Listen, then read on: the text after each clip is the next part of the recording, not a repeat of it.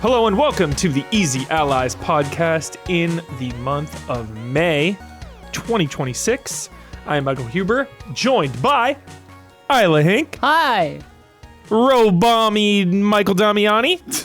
Hey, how's it going? Got it. Perfect. It's written on the front nailed of it. Nailed it. And in the control room, Dawn Casanova. Huntdown. Hunt Oh, down. Are we allowed to say that now? We're allowed to. Woo. Hunt Feels down. good, doesn't it? It Yeah. does feel good to say. Huh. There are so many Damn. games. So many games to play. Next Huntdown week, is I one. will be talking about Replace. Do you have my word? Panel, viewers, chat, patrons. That's everybody. Yeah, next week. Next week, we will get the full Yeah. Replaced conversation. But this week, kind of a slow news week-ish. The Which biggest means story. the podcast is going to be unhinged and really fun to listen to. Yes. So don't go It usually anywhere. is. It usually is when there's not a lot going on. The biggest thing for sure is that Star Fox is back out of nowhere. Yeah. Out of nowhere. Wait, did you watch that Stranger Than Heaven showcase that was a half hour long? I saw clips of it, and that was it. I didn't go okay. I didn't take the deep dive in. I thought it's cool. I'm hyped on it. This is wild to me. Yeah, but I'm more hyped on Tokyo other Slim. things. Tokyo Slim messaged me to say he loved how it was edited. Nice. I love that. And I was like, what are you talking about? I mean, the I had Yakuza- just come home from the opera. I didn't know what the hell was going on. the games are filmed like professional movies. Yeah. Those cutscenes are fucking sick. Yeah. But we got Star Fox. Going to talk about that. I put this in instead of Stranger Than Heaven because Aliens is my favorite thing of all time, and we keep getting fed. Last week we talked about Isolation 2. This This week, is a different one? yeah, There's this is another one. Fire Elite. Jeez, Fireteam what is going on? Elite 2. Fireteam Elite 1 is sick. We streamed it. It's like We did? yeah, Was I there? It's just 3-player co-op horde mode, going through missions. It's fucking awesome. This one looks amazing. Great. And then there's just a short little random GameStop and eBay situation. This is a little unhinged, so we'll all have a good laugh on this. And this. Got this came in. Yeah. Check it out. It's the Steam controller. I think it looks like an. I ordered feels one. Good. I got it. looks I woke comfy. up. Looks like a boomerang. Looks I was pretty. in my bed, Some buttons. 10:02 a.m. No, I think I hit it right at 10. And I kept having to smash the buy button on my Steam phone app. And I got lucky, I guess. They sold out real hard. So it arrived this morning. I've played with it for 1 hour, but I will give you my brief Hell yeah. thoughts on it. And then Don has a couple games to talk about. Should I reveal those now, Don?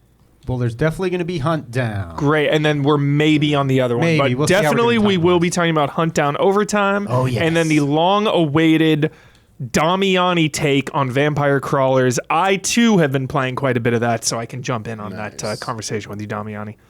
And that's what we got. So let's dive right in to the main event. Star Fox. Yeah.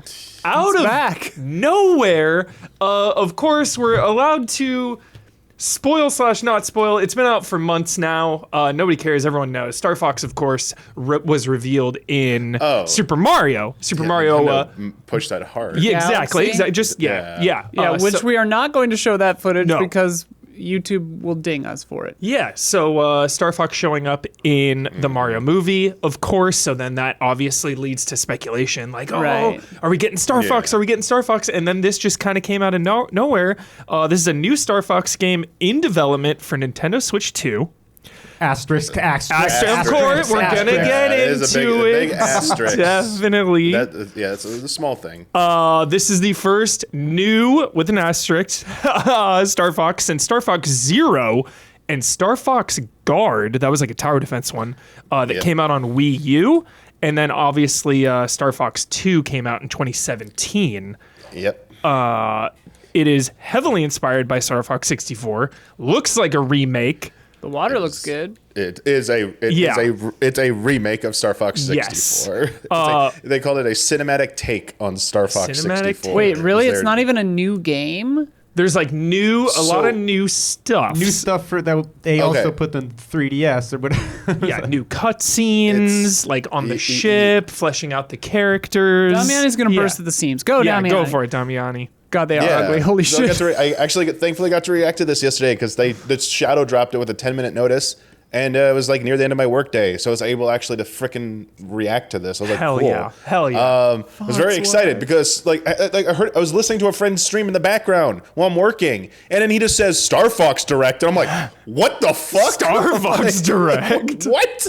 I was like, I had to switch my monitor over. I'm like, wait, what the hell are you guys talking about? I typed in the chat. I was like, yo, did you say Star Fox Direct? He goes, yeah, they linked it. I'm like, I clicked it. I was like, holy shit, what the hell? So I reacted to it. I didn't know what it was. The thumbnail did show what they looked like. I was like, oh, they look more realistic was my first impression. And yeah, it is Star Fox 64 reimagined. Mm-hmm. It has way more cutscenes. It's very heavily story focused. They're going for more realistic animal designs this time, so they look different than previous iterations, including the movie version. Gritty which reboot. I know. It does look gritty.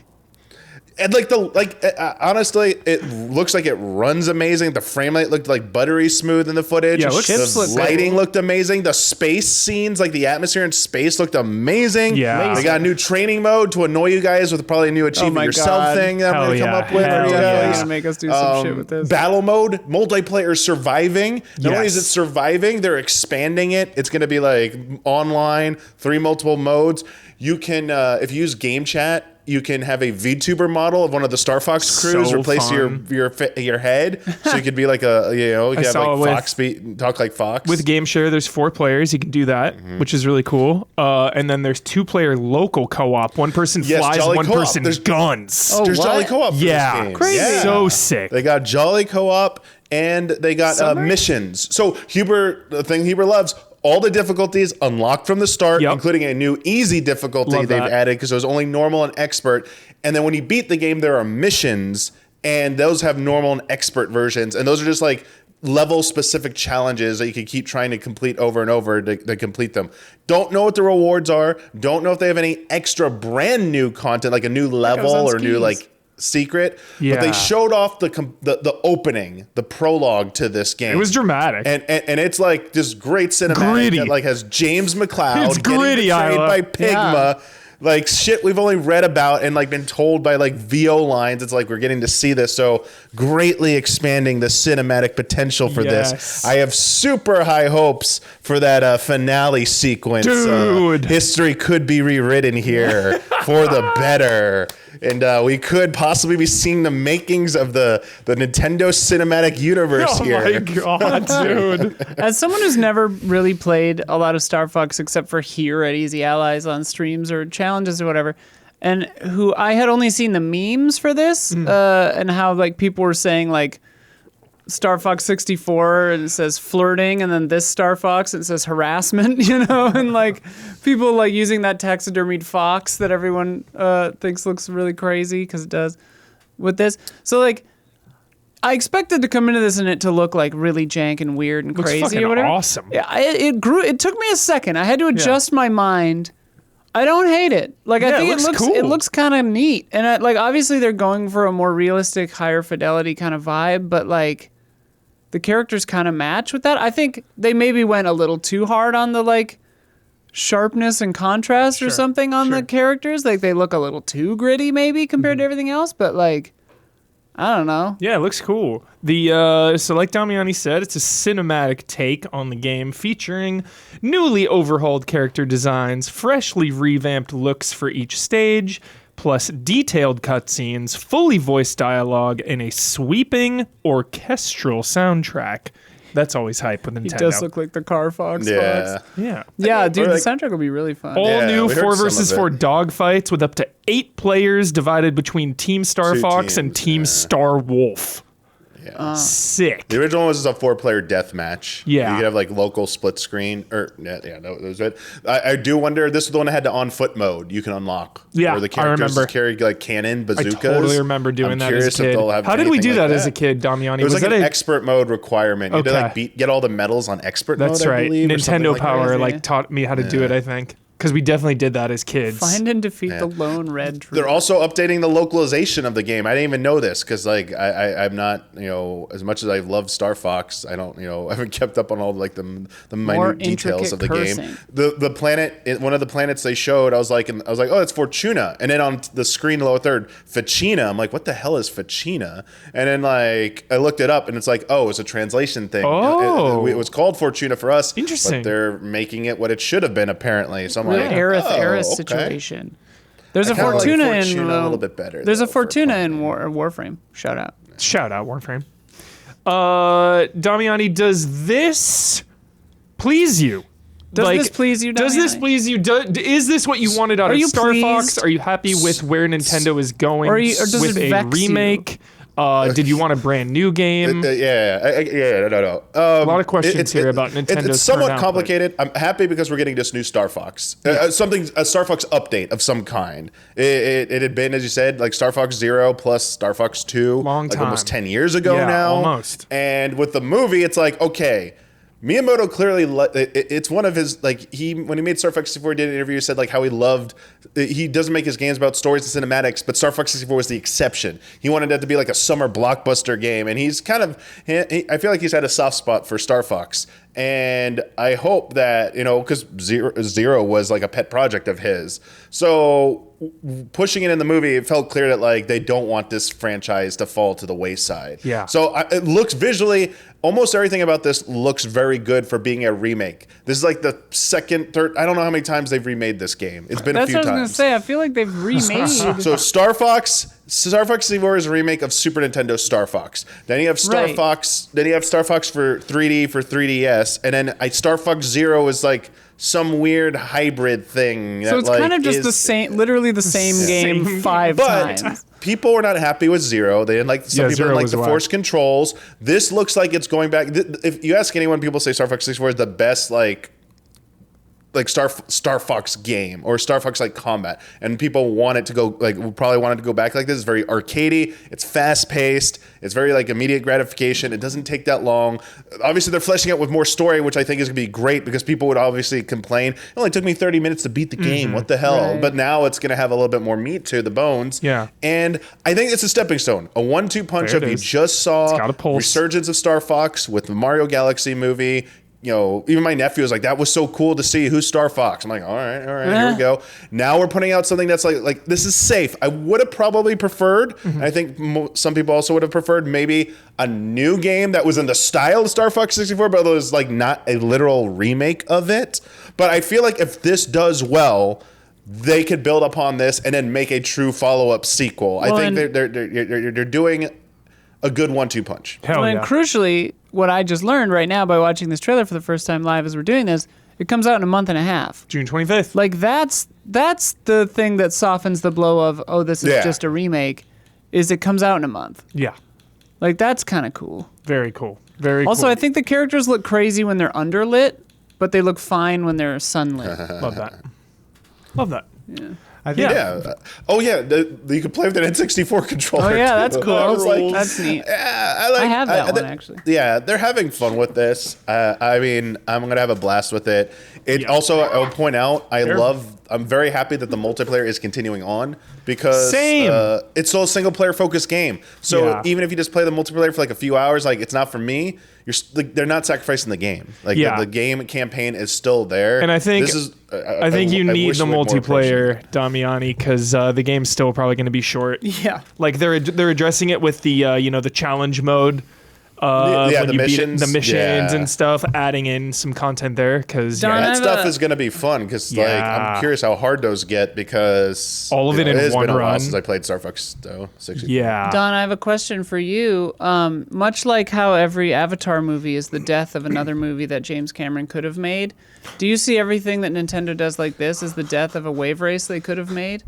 In some sense, especially when I see, I'm literally drooling when I see that water. How the water looks great. That's why I'm asking. I'm like, just imagining a jet ski coasting across the surface of that. It was so nice. Or the water in Mario Kart World was sick. Like this one burns me a little bit, I gotta say, Damiani. The only reason is because when the 3DS remaster came out, it felt like what I guess to me this is. Anyone who didn't experience the 3DS remaster so much was probably like feeling excited in that way for this, because that's kind of what that was. It was like a refined graphics. They're adding new content that hadn't been released before with the tank and all that stuff and the submarine. But it was essentially this. It was just like a visually more dazzling. And this is obviously more visually dazzling than that. But like you said, it was 12 years ago. So then it was like, oh man, to reiterate that over again. To just give you a quick devil's advocate, we don't know who's actually developing this for Nintendo, whether it's an internal studio or someone else making it for them. So I know it was just a playful question, but I would never really think in terms of with Nintendo, because something exists, it took away from something else, because Nintendo has... They seem to be very good at making their games in timely fashion and also having the resources to make these games. Yeah, they sit on these games for like ever when they're done because they want to have like the most opportune time to release them. Yeah. So I honestly, this to me, stuff like this doing well gives life to Nintendo pursuing older IPs or IPs that have been a little bit dormant for a while. That's a great point. And something like Wave Race could be. I would say F-Zero is probably like, if this does well, people would be screaming F-Zero, F-Zero, F-Zero after this. But Wave Race is probably a little bit down that pecking order where people eventually be like, yo, can we get a new Wave Race? It will return. If they did this treatment for Wave Race, do like 50 backflips. Like it would be, they could literally just do Wave Race, but with this level of fidelity. Oh my gosh, that would be beautiful. 100%. Can you imagine dolphining into that water? Yeah. Oh, so good. So there it is, Star Fox next month. So cool, so soon. I think it's really cool. We get a little nostalgia for us old timers that grew up with this one, and then all the people who have never played Star Fox get to jump into this. So I think it's going to be a really fun moment and conversation between the eras. Damn, they all die? Alrighty, next up. Aliens can do no wrong right now. It's making me so happy. Can it? Really? It cannot do wrong? Aliens does mostly wrong. It does mid to bad. In the last week, how about that? Okay, all right. All right. We're currently pleased. Reset the clock. It has been 0 days without a bad alien. Fireteam Elite is getting a follow-up game, and that is just such good news. If you're unfamiliar with Aliens Fireteam Elite, it is a standalone sequel to the original trilogy of Alien movies, and they even had a prequel novel that came out. So they're really big on the lore for this one. Even though, is Vasquez in this game? I have no idea. She's in this trailer, it looks like, but that doesn't make any sense. Well, yeah, that doesn't make any sense. So I don't really know what's going on there, but... unless this is going to expand on the ever-curious line, is this another bug hunt? Have they fought aliens before? Who knows? Clearly not, because they would know how to fight them. So the original was divisive. We were swimming in sevens for sure. We definitely streamed it back in the day. I played it quite a bit, just on my own, and just really liked it. It's like Left 4 Dead / Gears of War Horde mode vibes, and this one just looks real good. The production values are way better than the first one. It's really fun. Just really quick, because they just showed them on screen. It's really fun to see the gun. You can see anytime they have the heavier guns, the heavy machine gun and the smart gun. The video game translation of the arm for that, because it's just a Steadicam. Yeah. They literally just put a Steadicam in the movie Aliens and put a gun on it instead of a camera. Straight up, that's just what it is. And so it's so fun to see that, on-the-job innovation in a movie in a video game now. It's just, I don't know, I'm geeking out about it. The circle of inspiration from aliens and video games and the other way around is so Anyway, fascinating. Go ahead. So we're getting number 2. It's the same dev, Cold Iron Studios. They self-published the original, but now this one is being published by Daybreak Game Company.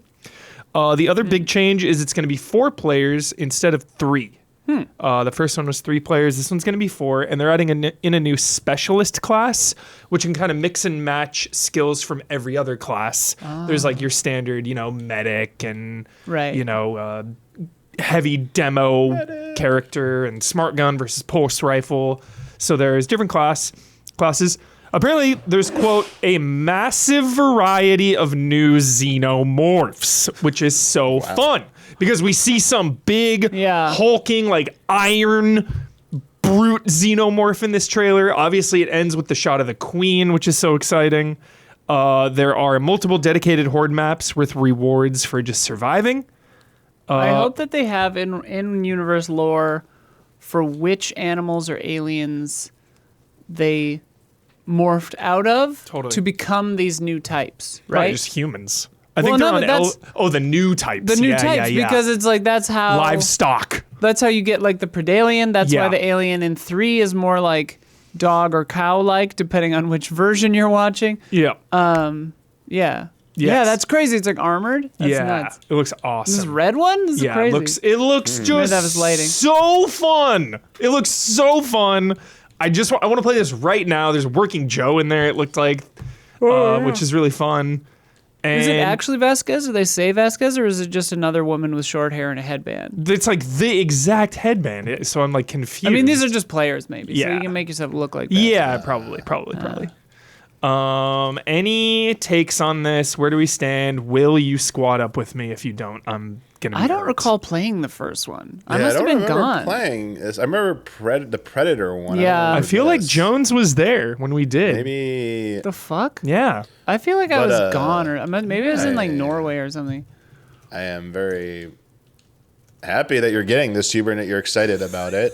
And if it plays well, I mean, I playing an Alien Mirror seems really awesome in general, except when the games aren't good, and we've had, I feel like more bad ones than good ones, kind of like I feel like the films as well. So, Alien Isolation, that was, great. So when we're getting a follow-up, that sounds awesome. I'm like, yeah, that's probably going to be an all-in. This one maybe is a maybe. It's I think playing with you, Huber, that's gonna be like the key. It'll be fun for like playing for like a few hours, but like in terms of longevity, I'm kind of curious because this gets people in the door, like doing using a big IP like this and bringing back a follow up.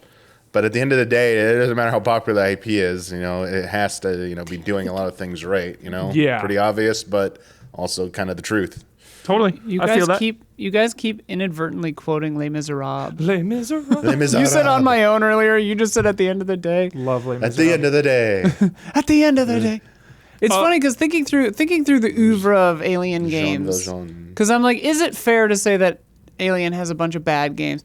I think Alien has a bunch of okay games, a few really good ones, and some that are so bad everyone's like, holy shit, these games are bad. So I think it averages out to probably like 8s or high 7s. Right? Like a swimming in 7s. Yeah. But like there are some great ones. There are AVP 2, 1 and 2. Dude, the old one, arcade AVP ones. beat 'em up. Yeah, the all arcade. the side-scrolling arcade ones are amazing. Don knows what we're talking Jaguar, about. Alien versus Predator. Jaguar. So really, it was just Colonial Marines was so bad. Everyone's like, these games did a lot of Alien damage. 3 That did a was lot of fucking damage. sick. Yeah, I these loved games were that sick. game. Yo, even the Dawn- Alien trilogy, like Jones fucking loves that game on like Jaguar. Yeah. So sick. Why And did they there never- was a newer one that came out that was not Fireteam Elite. I need to get the name of this because it was Was actually it like a isometric? Yes. Rogue Incursion. Rogue Incursion is the VR Extra one. ARPG, Dark right? Descent. Dark That Descent. game is There you fucking sick and really difficult. Holy shit. Sorry, I want to shitload of know alien why they never Yeah. made an arcade aliens game where you're in the freaking loading dock armor or whatever. Oh. They The should have cargo made hauler, like that would a be so fun. like Oh, a don't forget about practical one, and the you like have to Capcom do shoot 'em up. Did we mention that one already?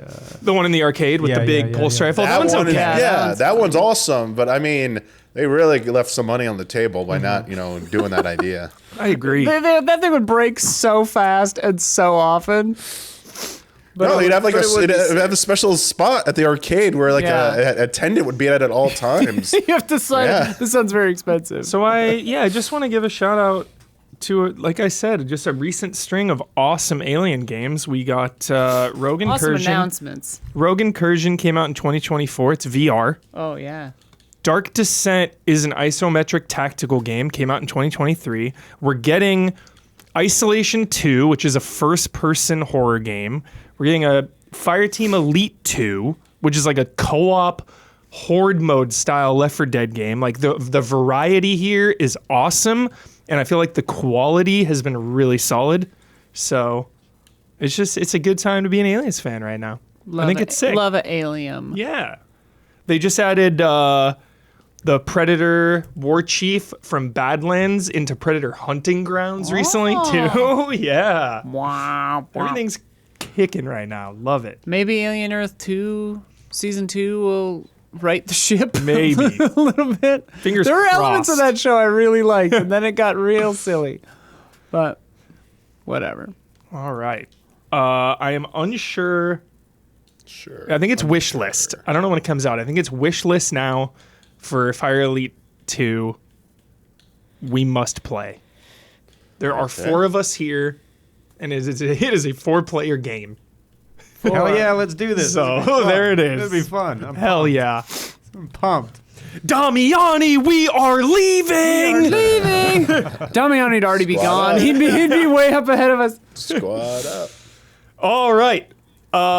This is a weird random one, and I am no businessman, so we're gonna stumble through this one. Not stumble through, but You technically co-own a business. yeah, here With all of us. this is true, I guess. You are literally definitionally a business. I'm a small business owner. Yeah. GameStop CEO Ryan Cohen says proposed eBay acquisition valued at $56 billion. He provided some details about the eBay deal to the Wall Street Journal. This article is from Shack News. This is where I'm getting some of this information. The executive has told, the billionaire executive, by the way, has told the Wall Street Journal that the company has accumulated a 5% stake in eBay and is offering to acquire the e-commerce company for $125 a share, which is a $56 billion valuation. Now, Wait. Must be nice. GameStop is trying to buy eBay? yes, this Yes. story gets weird. You'd think it'd be the other way around. I Wasn't know. GameStop about to go out of business? I know. Like, That's what I was like. I know. How does The mean GameStop have? shit. well, they did all the I know. the dumb money movie or whatever. Yeah. Wait, they benefited from that? I thought everybody went to, probably just the normal people went to jail about it or whatever. He had an interview and he was talking about the potential structure of this deal, and he has provided Benefits. provided a commitment letter to provide approximately $20 billion in debt financing for this acquisition, and that he would be looking to outside investors to make up the rest of the funding. So he's literally just trying to grift his way into owning eBay. Yeah, get ready. There's a second half to this story that just happened. Okay. GameStop currently has a $9 billion of cash and marketable securities on hand. So that leaves between $17 and $27 billion of additional funds required to acquire eBay at the proposed $56 billion valuation. Sources familiar with this deal said that he may reach out to the Middle East sovereign There it wealth is. funds There it is. to make up the gap in funding. He said, quote, "I'm thinking about turning eBay into something worth hundreds of billions of dollars." Gambling. He added that he believes he could build the combined entity into a, quote, legit competitor to Amazon. There was one other detail before I get into the second half. He is motivated to hit stock-based compensation goals that could unlock a $35 billion payday if he can get GameStop's valuation to hit $100 billion. So GameStop's valuation. Yeah. Up from $9 billion. Yeah. To $100 billion. 100. Would that include, I guess, then the eBay? I guess that would include eBay if he bought it. I think that's why he's trying to get that. Because I'm like, that ain't happening, my guy. With a market capitalization currently around $12 billion, it appears the former CEO appears he is losing patience and is willing to take on a pile of debt to accelerate his company's growth. Now, here we go. These fucking guys, dude. These business lizards need to fucking chill. So now, we only have one planet. So yesterday, his eBay account has been suspended following a day of trolling. Oh my god. Just a billionaire casual day of trolling. What'd you do today? Yeah, like, okay, so he spent most of Wednesday trolling eBay executives with tweets and accusations of mismanagement. Then he hit the maximum limit of things that can be listed for sale. He was like trolling on there, like trying to say like, yo, buy eBay was like one of his things or whatever, like that he posted on there. Who are these people? I know. Like this doesn't feel like reality. Oh, I believe every goddamn word. Yeah. Earlier today, he created a series of listings on eBay to pay for eBay and also posted several negative things about eBay's board of directors. So yeah. So it doesn't look now like GameStop and eBay are going to merge. That was a long-winded story, but there's the whole I feel like it never looked like they were going to. Here's what I hope happens. I hope they do the old switcheroo and eBay buys GameStop and just shuts it down. Just nukes it from orbit. Nuke it from orbit. It's the only way to be sure. God. Like, you know, obviously, like all these businesses are just like business. These fucking billionaires are fucking the world in the ass, and we're all gonna die because of them. God. But like, it is funny when someone tries to buy a company and then they're like, Uno reverse, we buy you. Yeah. Like that's always funny. Yeah. Yeah. And by funny, I mean who gives a fuck? Yeah. Pay people to have health care. Yes. So GameStop and eBay, that's the situation. That's so funny. Yeah. Waiting for that Netflix documentary. Oh my god. Honestly, was all of this an elaborate thing to like make another GameStop movie? Or like there's that element. Obviously to try to hit that $100 million or $100 billion value to get the big payday bonus, but yeah, just thought Chad is saying that he was trying to sell or was selling old Game Informer stuff on that eBay insane auction. It's insane. That's crazy. Yeah. So, don't think anything's gonna happen there now. That was yesterday that happened. That's called, so, Funny Money, right? That was the movie. It was a good movie. Was it Dumb Money? Dumb Money. Funny. I think it was called Dumb. Dumb Money. Yeah. Yeah, whatever. I like The Lethal Big Victoria. Short. I like that movie. Big Short was good. Big Short's good. Spotlight's excellent. Spotlight with Totally different. Not really the about journalism money. movie. Yeah. Yeah. Oh yeah. It's about With Ruffalo. it's Yeah. about naughty priests. Yeah. That movie's incredible. Kind of. It has the same Big Short kind of vibe to me. Sure. All right, Isla. Hey, Before we get to the second half of this podcast, look at this beauty. tell us about this little beauty. Look at this bizarre ass fucking looking controller. Look It's, out, OG Xbox. You know it. Yeah. When I Dreamcast. first saw this, I was like, "What the fuck am I looking at?" Right? It's for listeners. You know, if you haven't seen the Steam controller, it's sort of Duke-esque. You know, Sure. It's got it's big. It's chonky. It's got mouse pads on it. It's got a lot of buttons. It's got 4 rear buttons, and somehow, I mean, I've literally only played with this for an hour, and I can't even tell you which game I was playing. But like, it has sensors 15 buttons. it knows when your hands are on the grips, Crazy. which apparently would have some uses. It's got some gyro aiming in there for one Blood's Daniel pumped. Bloodworth. And I will say, I was skeptically, right? I was like, what the fuck? What is this? It looks so weird. I was worried that like the meat of my thumbs would hit these mice while I was using the joysticks, right? Meat thumbs. The meat. Isn't Sounds that like what a this game. is called? This part? The meat of your... Anyway. I am happy to report, having just played, with it for an hour again, but I really like it. Nice. Like, the mouse functionality, and when it's plugged in, it has haptics. Yeah. So the mice, like the Steam Deck, if you've used that, Nice. but like has little like vibrations, Love so you that. can tell where you are. And like, I don't really ever use those mice controllers or the mouse pads on the Yeah. Steam Deck. This one in Windows, it just worked as a mouse. I could scroll up and down Whoa. with the left one, And the scroll up my games, scroll around, go left and right. Yeah. And use a full mouse trackpad with So this just one. really easy to I turned off use. the computer with the controller. I That's just went to the Windows nice. thing and Oh, said, nice. well, I said update and shut down, and as I left, the fan on my computer was still on. So I'm pretty sure it did not actually shut down. Because I have my computer hooked up to my TV. Yeah. And crucially, the puck is great, and the range is great, because I have the...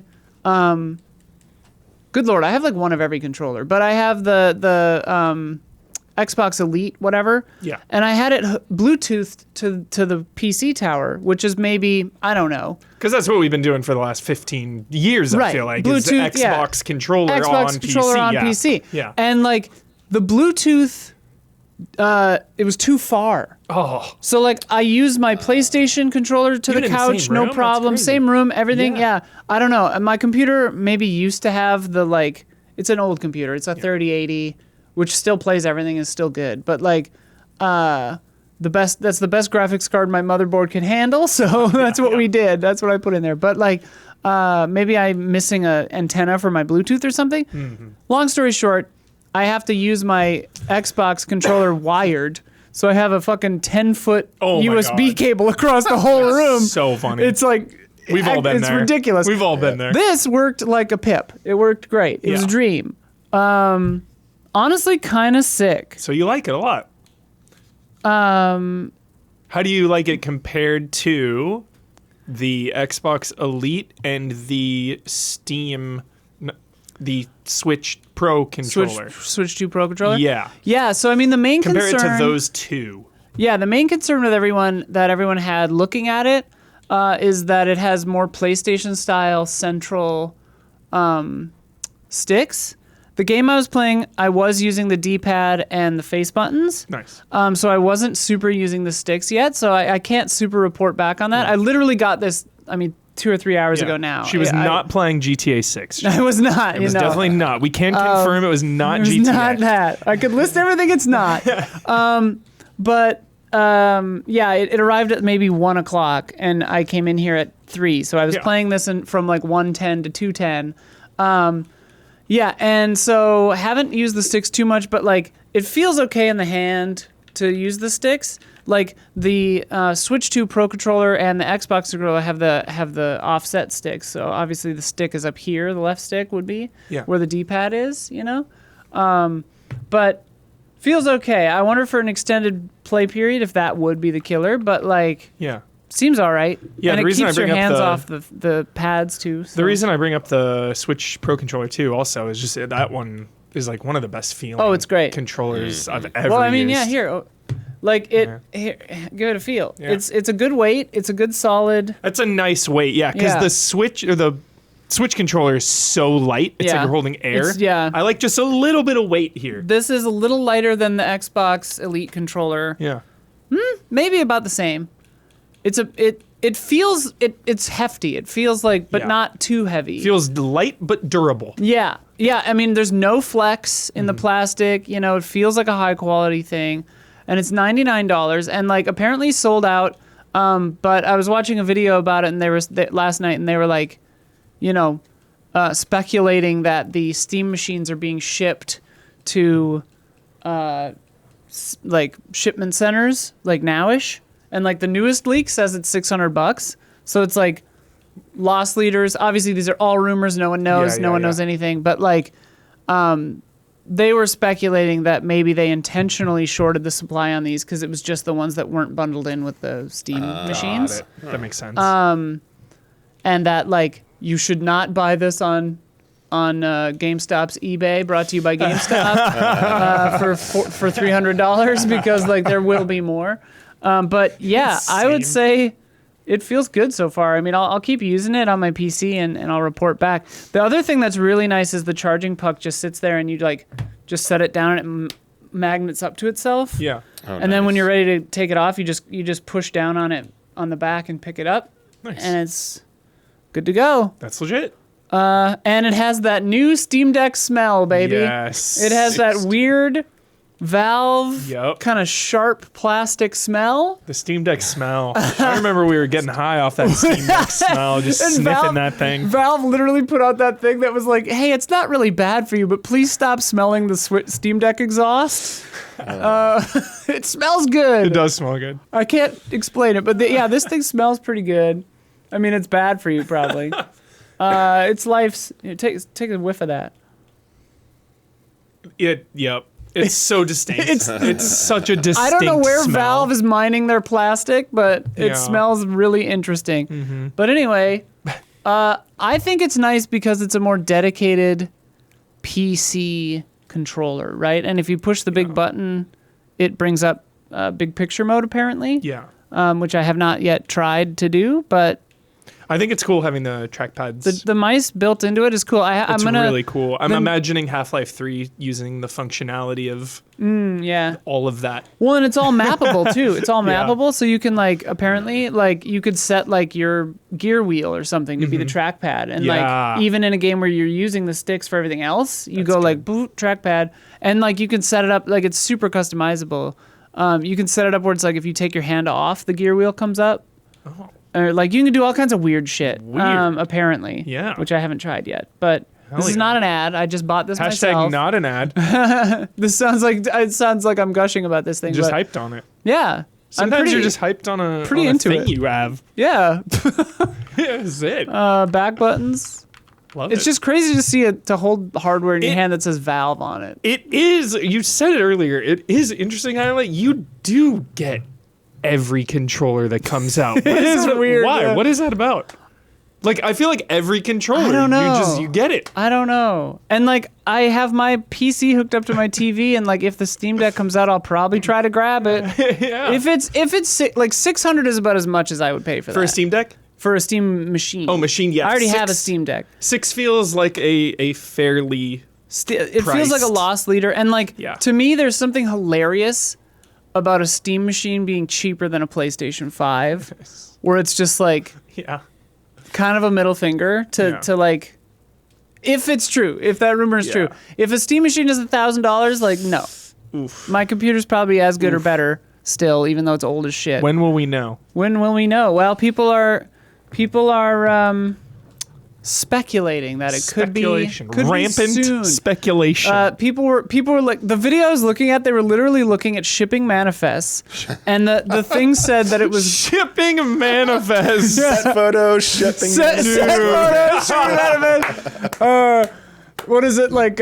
Investor call meeting notes leaked. No, but the shipping manifest did say things were listed as game console, which could be Steam Decks. But they were looking at the weights of this video was crazy. They were looking at the weights of the shipping manifests and dividing it by the weight of a Steam machine, which is like 2.6 kilograms as listed by Valve. And they were like, okay, that's potentially with the controller pack in like 17 to 20,000 Steam machines, if that's what this is. Whoa. Or it's just a Steam Deck restock and we don't know. But That's like, so funny. and there could be frames in there too, who knows? But like, yeah, they're manifesting. That's funny. It's gonna be argued up. But yeah, who knows? It's all speculative. But would Summer Game Fest be a good time to be like, hey, right after Summer Game Fest, grab your Steam machine. Like the Steam machine sale goes up on, Yep. say, January 10th or whatever, January Totally. 12th. Summer sale, yeah. Or June 12th or whatever. And then immediately after they have a Steam Summer Sale. Yeah. Like, See that? That's a like good theory. especially if the Steam machine is a loss leader, like get everyone on their new Steam machines, buying a bunch of games on sale, like Summer I Steam could see sale it is coming easily. I up. could see Summer that. Steam sale. That's hard to say. Summer Steam. Summer Steam sale. Yeah, it Summer is. Steam sale. That is kind of hard. Say that 5 times fast. Anyway, it's a cool controller. Sorry. Sick. Maybe I No. talked too long about it. No, we but love that. Hell yeah. We rarely do hardware. So Yeah. it's nice. Yeah, I brought my Steam Deck. It's in the other room if we wanted to compare, but oh yeah, here. There it is. Last beauty shot. Boom. Where's that lazy Susan done? We could have it rotate. Yeah, we're gonna spin that thing around. Oh, did we get a good shot of the back buttons? I don't if people wanted to. They look cool. They're kind of circular. I never really fuck with Pretty back big, buttons. I only use them on the PS. I use them on Diablo 4 Nice. for the PlayStation Edge controller. makes I have sense. those little. They have 2 paddles, so That I makes make it my sense. main attack and my secondary main attack. Nice. So I'm basically just constantly Yeah. going like this, So fun. Gotta stream that. working out the lady pleasers. You know, It's really fun. Shout out to we do Diallo. need to stream that. Yeah. We got more to come, but if you've been enjoying this show so far, please take a second to like and subscribe and ring that bell. It helps us all stay connected like Sam Porter Bridges. Oh, And if you want to sponsor this podcast and put your name right here in this space, get in touch at info@easyallies.com and we'll get you all those details. And if you are a patron of Easy Allies, thank you so, so much. We love you. We are over 10 years old now. Over 10. have we caught up with Law and Order yet? Not quite yet. We are marching. Is Law and Order still pumping them out right Wait, now? isn't Is Law that- and Order like 20 something or crazy? Well, no, No, but we were they have close. 500. They have 500 something episodes. So Yeah. the Easy Allies podcast Yeah. is gaining Yeah. on. We're gaining on Law and Order. We need them to. 542 episodes with the newest episode. This is Sorry, the longest. I know I regret it when I started scroll doing it. I regret it. all time. I regret. Chad, he's scrolling through the entire list of episodes. There's of an Law and Order. episode of Law and Order tonight. Holy yeah. shit! Fuck. Wait, they come out on Thursdays also. Heck That's yeah. so funny. My We're on cat the is same pumped. day. But the finale Tony Whoa. is next week, so we'll start gaining We're ground. coming for you. Yeah, we'll How start long gaining is ground. their break? Yeah, it's. We got to pump out like 5 bonus episodes. It looks like it traditionally ends in May and comes back in September. Oh. So we'll What's the math on that? Yeah. How many episodes are we at right now? we'll get This their is like ass. The five- math, the science, the shit out of it. We gotta science the shit out of this. So good. Hang on, I want to see how many episodes we have. We're eclipsing Law and Order, everybody. Yeah, we're getting them. Episode 544 will be next week Hours? of Law and Order. Oh, yeah, we have in the main feed on YouTube we have 529. That is close. If that's all 15 away. if that's all mainline episodes, we're 15. gonna catch up. How many weeks are between May and September? Like 16. like It's going to be real fucking close. And that's 4 per week. Yeah, it's or gonna be 4 per close. month. yeah. 1 gonna per week. Yeah, never mind. It's going to be real close. We'll get them. We're gaining on them. Yeah, we're gaining. Check your rear view. Law Or and they're Order. always going to be like Check your rear view, slightly Dick ahead of Wolf. us. Check your rear view, Dick Wolf. Is he still alive? Dick Wolf is 79 years old. Check your rear view, Dick Wolf. Coming for you, We're buddy. coming for you, Dick. Now, if you add up the entire Law and Order franchise, Don't talk about that. Don't talk about that. Well, if you add up all of our podcasts and True. shows and Yeah. streams, we've probably blown way by them. full content. I had the 400 easy updates or whatever it was. Yeah. 7 straight years, no missed weeks. Love that. All right, chat. It is time for my one thing. Woo! We're gonna save Damiani for last this time. Ooh. Keep him waiting. I Who's got, got one. one thing? I got one. Do it. Sophia and I went to the opera last night. Take that, Chalamet. Fuck you, Chalamet. Gotcha. Check your rear view, Yeah. Chalamet. Yeah. We saw Verdi's, Falstaff. Dude, It's good. that's iconic shit. Yeah, it was funny. It was actually funny. We How laughed. long was it? Long. How long? It was, so we got there at 6. I love like a 4-hour thing. Well, here's the deal. Yeah. We got there at 6. At 6:30, They Were had people a dressed to the nines? Was it the full? we dressed like- up. We Yeah. dressed up. Yeah. It ran the gamut. There were some got it. people dressed to the nines and some Yeah. people in like their normal street clothes. But Got everyone was dressed, I'd say, nice mostly. Yeah. But if you go an hour early, they have a pre-show. Whoa. Where in our case, the conductor himself came out and talked about this show. This sounds awesome. And it's his final year. He chose this and Magic Flute to be his like final shows at the LA Opera. cool. Because this was Verdi's final play or final opera. Yeah. This sounds Is it intimate. Verdi? Sounds very Verdi? intimate. Yeah, but very glad. Yeah, Verdi, Giuseppe Verdi. Very glad we watched this because probably wouldn't have been able to follow what was happening otherwise. Like the story, Yeah. it's in Italian. They do Totally. have above the stage and in various other places. We were in the loge, the front row of the loge, so that was nice. Really good seats, really great sound, but they had subtitles above the thing. Nice. And so like you could follow along with what was happening. And Yeah. like which was interesting because you can read faster than an opera sings, obviously. Yeah. So like people would laugh 2 words into the sung phrase. Interesting. So like so you had to like there was a weird timing kind of a there. thing going on where it was like people would laugh and then they would get to the end of the phrase and do something comedic. Yeah. And then people would like laugh again. Got it. It was got really got it was kind of interesting. You can kind of Yeah. milk it for 2 hits That's sort funny. of sometimes. Yeah. But the physicality, like the performances were very good. Everyone was like doing really big motions and like Yeah. the costuming and stuff. I had a friend who So fun. maybe still does costumes for the LA Opera. I should see if she did these. So But fun. yeah, it was a lot of fun. It was cool. I love that. Sophia and my Was it sold out? Good crowd. pretty full. Yeah. I don't know if it was sold out. What do you say about that, Timothy? Yeah, Timothy. No, it was actually really nice to see so many people there. Like, Yeah. obviously, it was a lot of fucking blue bloods or whatever you call them, rich old people. Loving the opera. Just got their loving- season seats. Just loving that goddamn Yeah. opera. Season seats, because I was looking at it when I was Probably getting reasonably priced. when I was getting the tickets for this, and like they weren't cheap, but they weren't crazy. And we were Yeah. again in the loge, which is like there's the orchestra seats, which are very expensive. There's the founders circle, which is like the first balcony, which are Whoa. very That's expensive. where like Spielberg sits. Yeah. And then there's the loge, which is above that. And we were the front row of the loge, so there's Nice. no one in front of us. That's good. And those seats were good, Yeah. really good seats. I liked them a lot. And they were reasonably priced, I would Yeah. say.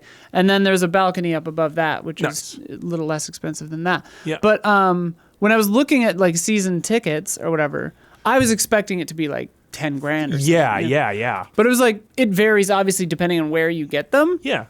You probably buy like a mini package. You too, buy or something, packages yeah. of like 5 or 6 or whatever. Yeah.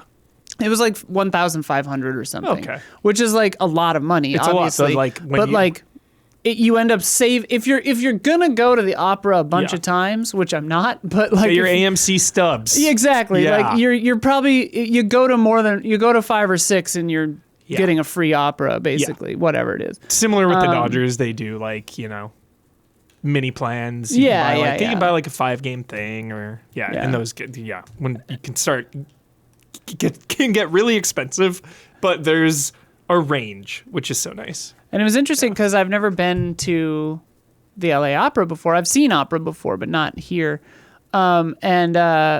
It was at the Dorothy Chandler Pavilion at the Music Center downtown, right across the street from the big, Disney Opera House, the Yeah. Geary one. But that's where the last couple of years of the Indiecade Night Games were held, is in the pavilion, like the outdoor area between those two things. Not last year because they lost the grant or whatever, but like, so it was interesting to have those two different experiences fun. of the space. But yeah, it's also awesome. if you watch the Kenzo World perfume commercial with Margaret Qualley, where she's dancing around, that's the building we were in. That's the Dorothy Chandler Pavilion, with the mirrored staircase. Sick. That's where we were. So it was like walking up the staircase, and I was like, "Wait, I know this building. Like that's from that music video." That's Anyway, sick. yeah, fall staff, crazy stuff. Lastly, will you return? Will Isla Well, that's what return Sophia and to the I. opera? Sophia and I were definitely saying like, okay, Like, this was funny. Yeah. Musically, it was very kind of, it's a comedy. It's all very light and very fun and very fast and very it was what it was. I think that's myself and especially Sophia would probably like the evil sounding stuff more. Yeah. So yeah, maybe we'll go back for like the spooky Halloween operas. Sick. We're a couple of goth chicks, We Love gotta get the evil shit. Love it. What do you say, Don? What do you got? Yeah, this week I got out to an amazing heavy metal concert, Huber. My goodness, this is something I was anticipating since last year. Yeah. It was the combo of this band called Beast in Black, which Beast is in Black. Finnish metal band, one of my absolute favorites on earth. They're just so unbelievably talented, and they almost never come to the United States, so it was a huge thrill. And they were opening up for this other legendary band, Helloween, which is a German power metal band. Helloween. Who's celebrating 40 years Whoa. of just destroying, of shredding. That is they were crazy. so unbelievably good. Like, in Los Angeles, I've said this before, we're so unbelievably spoiled with the amount of entertainment options. So you very often at concerts just inadvertently get like a semi-jaded crowd, where like you could have the most legendary performer and the crowd is just sort of chilling.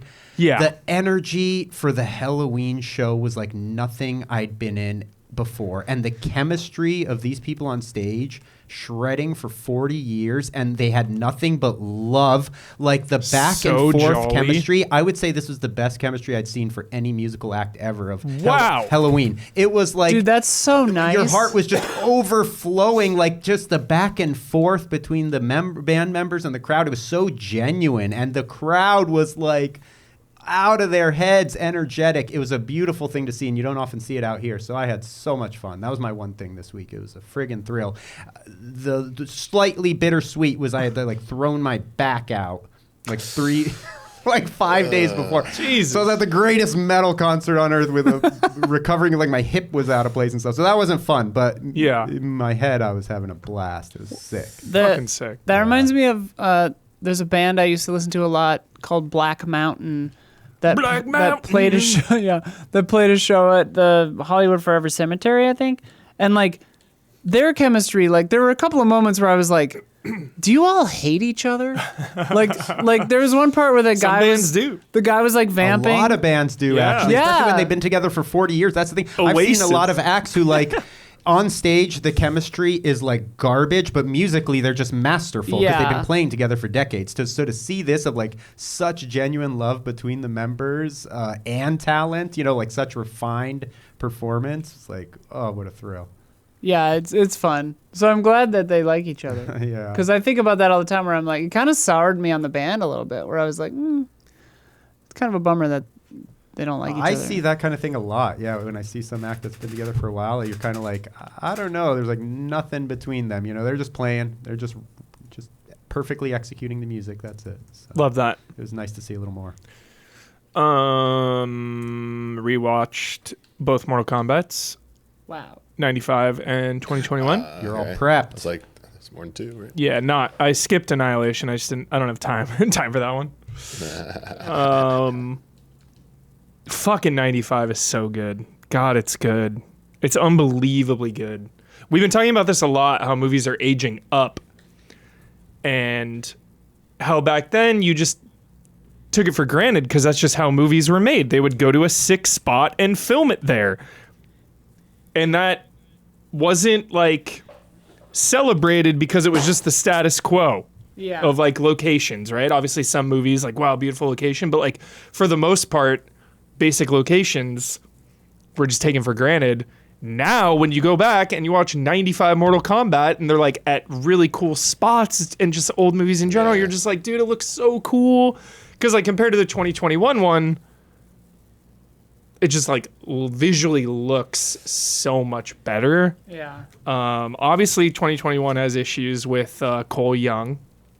Not a fan, Don, of Cole Young. Oh, yeah. And I'm a Louis Tan stan, too. I love Louis Tan. Love that actor to pieces. And I just don't think that movie is doing him any favors. But I'm excited because I'm going to see two tonight. Oh my Late God. show, Nice. baby. That's so sick. Late In show. the theater? Yep. So The OG fun. one? No, Oh, the new one. the new one comes out tonight. Shit, that's today. Carl Okay. Urban as Johnny Cage, beyond hyped. Yo. Beyond hyped. I think gonna that be is good. exactly the kind of thing the movie needed in part one. Is like a lead the caliber of Carl Urban. Yeah. Again, I love Louis Tan. Guy couldn't really lead that movie. Yeah. And shout out to the Sonya Blade Kano fight in the trailer. I think that's the best fight in the movie. And anything with my man Joe Taslim. Also 10 out of 10. One of my favorite actors. One of my favorite just modern martial artists. You may know him from The Raid and Warrior and At Night It Comes. That's what it's called, right? And then he's going to be in The Furious, which is everybody's most anticipated martial arts movie coming out next month, The Furious. If you have not heard of The Furious, I highly recommend you look into it because I feel like it is going to be the Raid of 2026. And then, I'm sorry, that took so long. But my other thing is I went to the fucking Santa Anita horse track. I got tired of waiting for Dawn. I went with out. my dad Whoa. and my dad's buddy. That's some good Take that, Dawn. That's some good vibes. That was a good vibe. Yeah. Now I know exactly how to bet on horses like a professional. I know all the terms. I know all the lingo because all you need to do it is one time. I know everything. I like a horse across. Expert now. Give me like 2 horses across and box them. Give me the exacta bet, the trifecta bet, the superfecta. I love it all. I'm obsessed. I will be returning to the fucking horse track. And I'm so excited because I'm going to doing my annual Vegas trip next month with my buddies. And After SGF, I hope. yeah. I think I put it in the calendar. It's only a couple days, 2 nights. So my favorite part of Vegas is the next day you go to the sports book, and that's where you just bet on like sports games, and you can just sit in there so comfortable. They have all the chairs, like comfy. You get your cocktails, you open with like a Bloody Mary in the morning. As the day progresses, you just drink and watch games all day. They have the massive screens and they have like every single game and you've just got action everywhere. Randomly someone will hit and just be like, yeah, But I've always felt left out because in the sports book, the entire corner is the horse betting area. And these people have like these cozy little library desks with like their little lamps. They always like gather together. Like it is the most communal area. Like they're always like sharing tips and like coming over with each other and like looking at things and writing out their little slips. I never knew how to bet on a horse, so I could never partake in that. So now, next month, I will be partaking with those fine gentlemen at the sports book. That's so. Yeah, I'm so excited. Is it horse races in the Sting? Are they watching horse races? Yes. Or is it Yes. dogs? I think it's horses, yeah. Yeah. Man, I'm due for a Sting Yeah, rewatch. It's been 100 my dad's years. friend was like kept quoting the Sting, so it has to be. Or yeah, kept quoting it. Big movie I need to guy. rewatch the Sting, dude. Yeah. It's been a long time. So there it is. It was so much fun. Damiani, Yep, very short. do it. Finished Dressrosa and Dressrosa. I'm into Zoe. Zoe. Very start of Zoe, Zoe. which is Who the hell is Zoe? a phantom island that's a giant elephant that's just walking through the ocean, and then there's a whole like island on its back. Like I love that. Like That's a city of like anamorphic people live there. I And love that's- that. Yeah, and like they get there and like they're spending at least more than one episode trying to scale the damn elephant's leg. Like they're like failing at it. I'm like, oh my god! Like they love doing this shit where you're like, we're here. Nah, you're not here. You gotta like find a way in there. There's like always something, or Luffy's gonna pull some shit where he's gonna Luffy. He's gonna be Luffy. Can he just and like he's gonna do stretch his something, arm all the way up and like grab up? I was thinking that like the whole time, but Okay. this All is like right. they do have a lot of oversights now and then. I feel Okay. like for the sake of like haha, we got to drag this out. But yeah, but I will say, like, I left you guys with fourth gear. That shit was awesome. It was goofy as shit. Yeah, the fight with Doflamingo, and then the aftermath.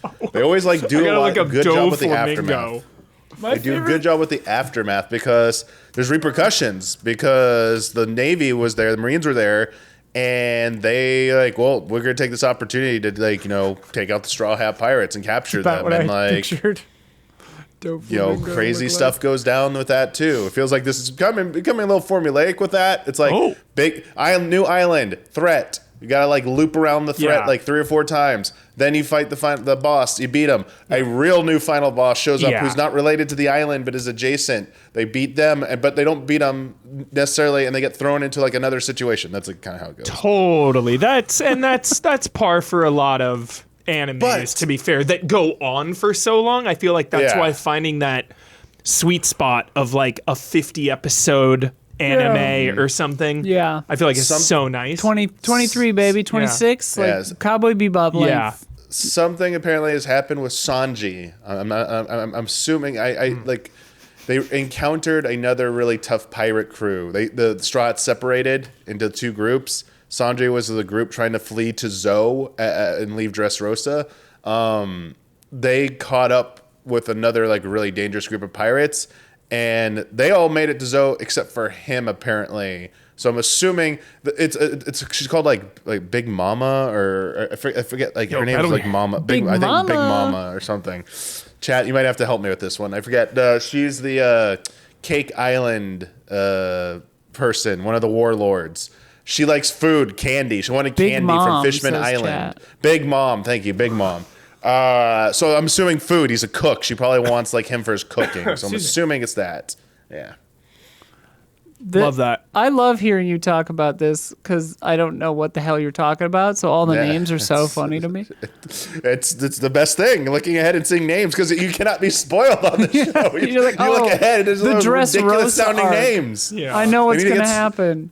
Yeah, Oda and his team and the writers and the Square Enix team need to get together for like coming up with naming conventions with some really wild shit. Instead of calling it the "This Character Dies" arc, they need to call it stuff about like Zou. They still have new episodes each week, right? So Netflix says there's new episodes on the thing. By the way, they updated the thumbnail on Netflix. It's not a spoiler image anymore. It actually is like an older image. They might have like shows need to cool it with that. Yeah. Because like Paradise, which I started watching, like the thumbnail for season 2 shows a bunch of stuff that I'm like, well, that's probably not. That's a whole other ball of wax. Yeah, like that's fucking a different situation than this. It's crazy. Great, cool, wonderful. Yeah, I did look ahead to see they're in the final arc, final saga, and then there's like arcs within each saga has like 2 or 3 arcs usually. There's like 6 arcs, 6 sagas in the first half of the manga and anime, and there's like 5, and I'm in like I just finished number 2, or I'm technically still in 2, I guess. I don't know if it's the start of 3. But they're in the 1100s or something in the anime episodes, and it hasn't updated in a while. It's been stuck in like 1156, I think. Got it. Is the most recent episode. Got it. And I'm like, check your rear view. I'm like still like 1160 is the newest episode. Okay, yeah, I'm like 1160, just a bit over halfway. Hell yeah.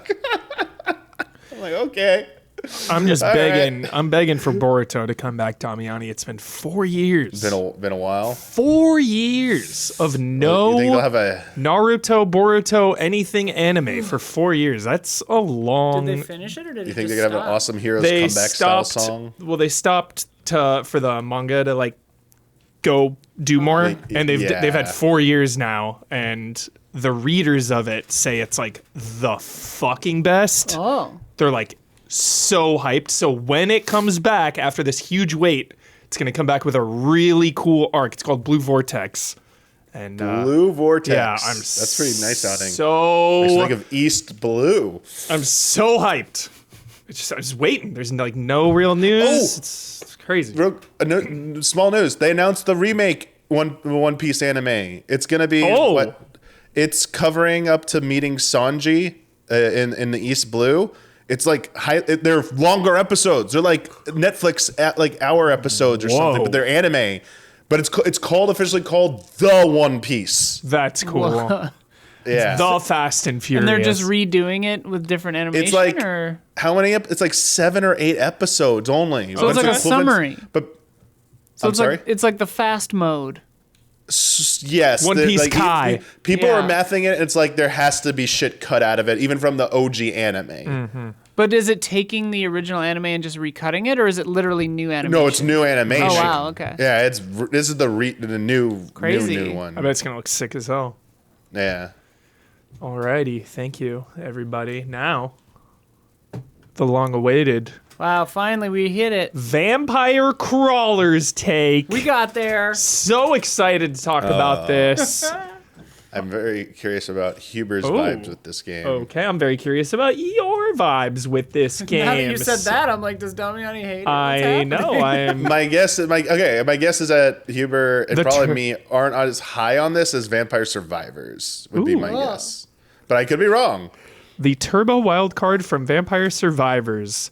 Currently $10.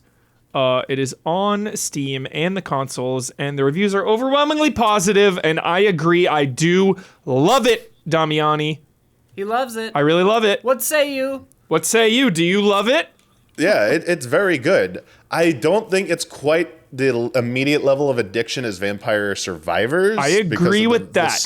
The simplicity of it. Yeah. I do think it's like a trade-off. Well, sort of. In the beginning, it's a trade-off. Vampire Survivors, you're not making very far, but like when you actually get the amount of work it takes to get through a single map, feels like a huge hurdle in Vampire Survivors. In Vampire Crawlers, the early 2-3 maps I think aren't too bad. Caveat, I forgot there's like multiple parts. Yeah. Like it has floors, you're like digging down. It's like a roguelite map, you know, kind of like a dungeon crawler map looking thing. And then when you reach the end of a floor, you go down to the next floor and there's like a multiple floors per part of a map. Yeah, so like each but it's level, not the whole map is what I didn't know. a lot of the levels, for example, you know, like one of the ones in the beginning is the library. I think it's a library, and it's like 5 levels, like five floors of this. And I think my hot take is like it kind of takes a while. Like each run is like pretty damn long, where like something like Vampire Survivors, Damiani, that's a game where I could just boot on anytime. I could settle in for hours or like have a quick burst. Vampire Crawlers is like, I found myself like, it's kind of a bit much right now. I'm going to watch some TV instead because like each run can take like, because there's no 30-minute cap. Vampire Survivors has a 30-minute cap. Yeah. And then eventually you unlock like a fast mode. Hurry up. There is hurry up in Vampire Crawlers. Yeah. I think they might have, I don't remember the condition, what it was to unlock it. Mm-hmm. They have hurry up, which greatly speeds up when you need to go back to an old stage to maybe miss it's the same kind of thing. Like you have relics you got to find, hidden characters that are in coffins, that have the floating, flying skeleton things that you got to like beat, and then you can unlock that. They have a few other like extra like kind of gimmicks thrown in that aren't quite the same, but it's extremely familiar. But they also added a thing where you could get a nuke button where you could just nuke floors you've already cleared to like move on to like get to like the floors you haven't cleared. One sec, Don, I'm sending you a link because I streamed it as well, so I'm gonna Slack you this link. Right here. Sorry, I should have done that. No, that's great. Yeah. So I feel like it has a little bit more. It's like a little bit more. It's more complex than Vampire Survivors, and in terms of like just what you're doing, in terms of like the card stuff, like and the power ups you're doing, and the management you're doing back in the village, and also in the layout and the maps. Like the maps. There were physical objects you could collide with in Vampire Survivors, like trees and shit. But it felt like it was almost an endless map. Mm-hmm. I mean, they weren't endless, but like it was basically like go go far enough to get like a relic, come back down. Eventually, the DLC started to get better with the maps. Like the DLC Vampire Survivor maps were really well done. But some of the early ones were pretty kind of like basic. But they do have gimmicks. Like they have the bridges. The bridges were fucking god. The bridge was crazy. Yeah, The bridge is like what the hell? One of the earlier levels. I think that's the first like real challenge level. Yes. Is Teeny weeny bridge or something. Where it was called. Send it to me because he's logged in my Slack on that computer. One of the put it in a general thing. Cool. One of the earliest challenges is this bridge, and it's just like this onslaught of enemies. So it is a little brutal. A typical level, again, we kind of just jumped in. A typical level is 5 floors. Each floor has little items that you can collect, and then random mobs, and then the final boss of it will be kind of at the bottom floor. There is a boss on each floor, like a stronger enemy. Yeah. But the same philosophy of Vampire Survivors is here, where you're fighting mobs to level up. When you level up, you get a new card. There are different heroes with different abilities. Yep. And each hero has like their own unique deck, basically. So you don't have to like build your deck before a run, which is nice. It kind of cuts. That's essential. I would be so out on this game if I had to build my deck before runs. Yeah. So the only choices you're making are when you level up, you get like 3 cards or whatever, and it's like, all right, which one do I want to throw in? The typical battles are playing the cards in order of cost, and that'll give you a combo. So you can throw down like 0, 1, 2, 3. And then that'll like. And then the last layer is there's gems you can affix to your cards. Yeah. That can trigger certain effects as well, which can like interrupt, like either continue. Go like combos later, without technically Don, being in because I don't know not what the being fuck's going correct on for a while. Yeah. Sorry, Damiani, go ahead.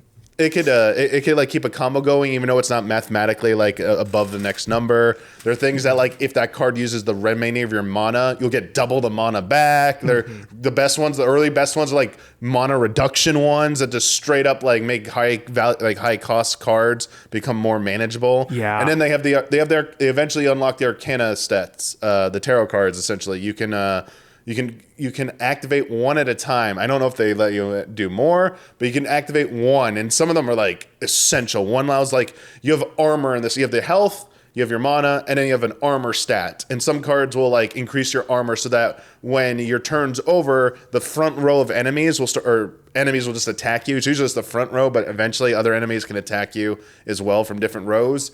And it's just, the math. If you have enough armor, you'll survive that wave of attacks. But one of the cards allows you to your armor will reset by default in the beginning of up to unless you have this specific Arcana card equipped. That's what I use. I use that if you card. If you get to 20 armor and you only take 1 damage and your deck shuffles and you get your next set of cards, your armor goes back to 2 or 4. I forget what the base value is. It's like, oh my god! But then the Arcana card that says, nah, you can keep that armor between your moves. But then I found some heroes didn't have as many armor cards, so using that buff wasn't as efficient.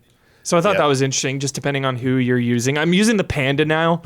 Love the panda, the panda bear character.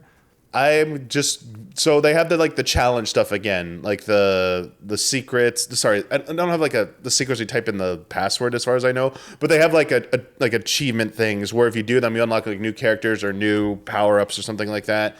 And some of them are reach level. It's the same as Vampire Survivors. Yeah. Reach level 30 or 20, whatever, with this character. Mm-hmm. So every time I get one of those, I immediately let's go do that. Let's go do a run where I think I can get them. And I like grinding that out. Same. But also you get a lot of coins because of economy, and you spend those on your permanent power upgrades. It's a the roguelike part. grind. And I would say I feel like it's harder to. It's a grind. It's much harder. It's pretty damn slow. Coins. Yeah, for the beginning. Yeah. I remember it being a really little bit brutal slow in start. Survivors. But dang, it's been so long since I had to really grind coins. I'm like, damn, this is miserable. It is Please, I want this slow. shit. I need power ups. Yeah. Please. Yeah. The treadmill it's pretty intense.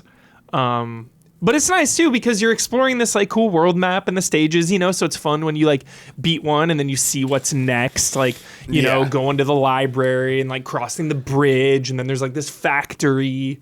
The So- mana, the it's mana thing looks like a Skittle or an M&M to me. That's hilarious. Sorry, just had to say. It looks like old school, like Yeah, 90s, like Heretic Blizzard or design Hexen or or something. something, yeah, Yeah. fully. I think it's just so remarkable how it translates into a dungeon crawler, and it gives me so much hype and hope to see where the vampire franchise goes. Like, I want a fucking boomer shooter next, like a vampire boomer shooter.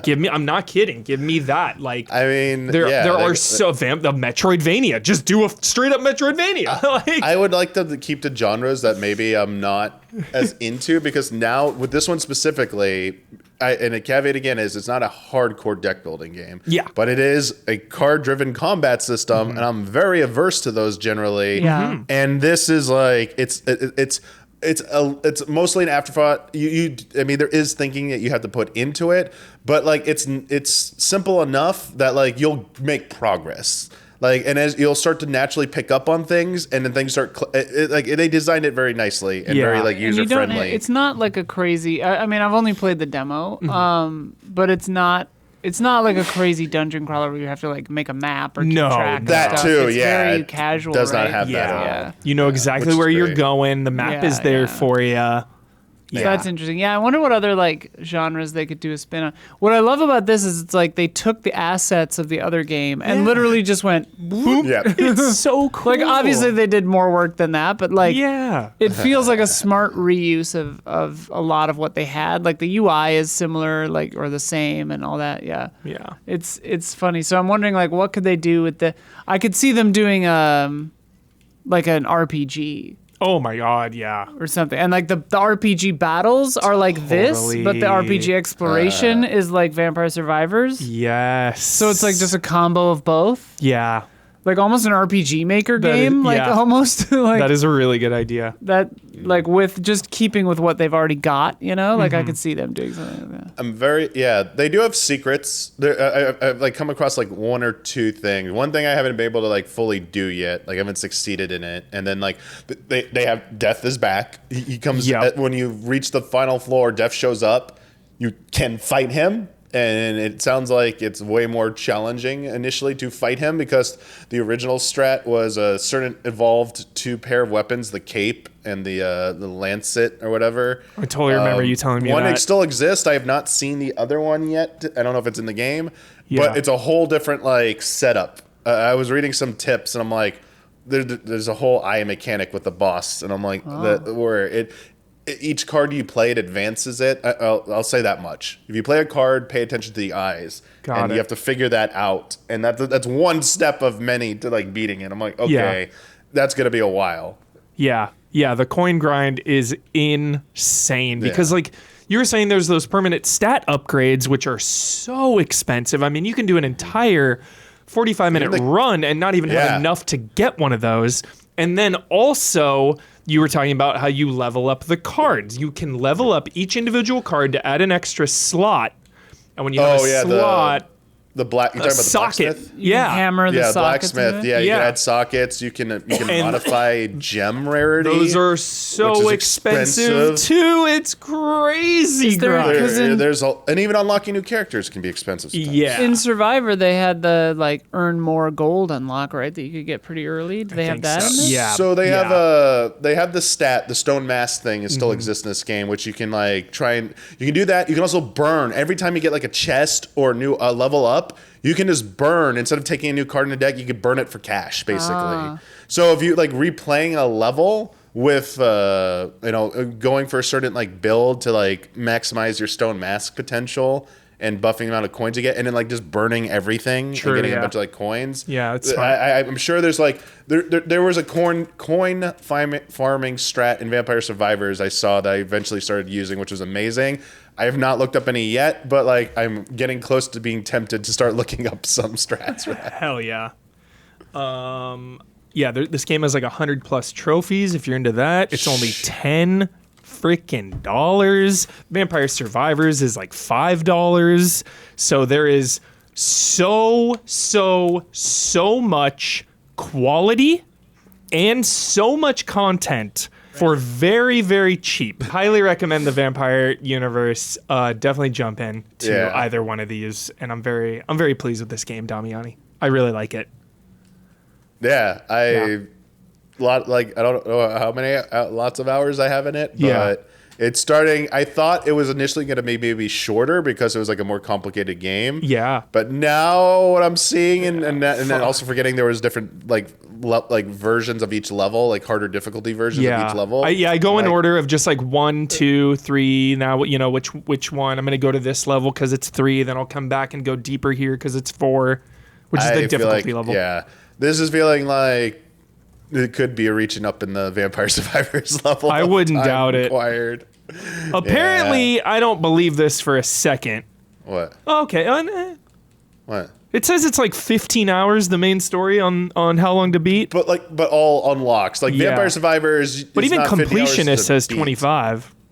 I find that hard to believe. I find it hard to believe. What does beating it mean? Yeah. Right? Like Completionist 25, I find it hard to believe. that might be when you hit credits, but like a Monster Hunter game where you hit credits after like killing 2 monsters and then there's like 700 hours of game left.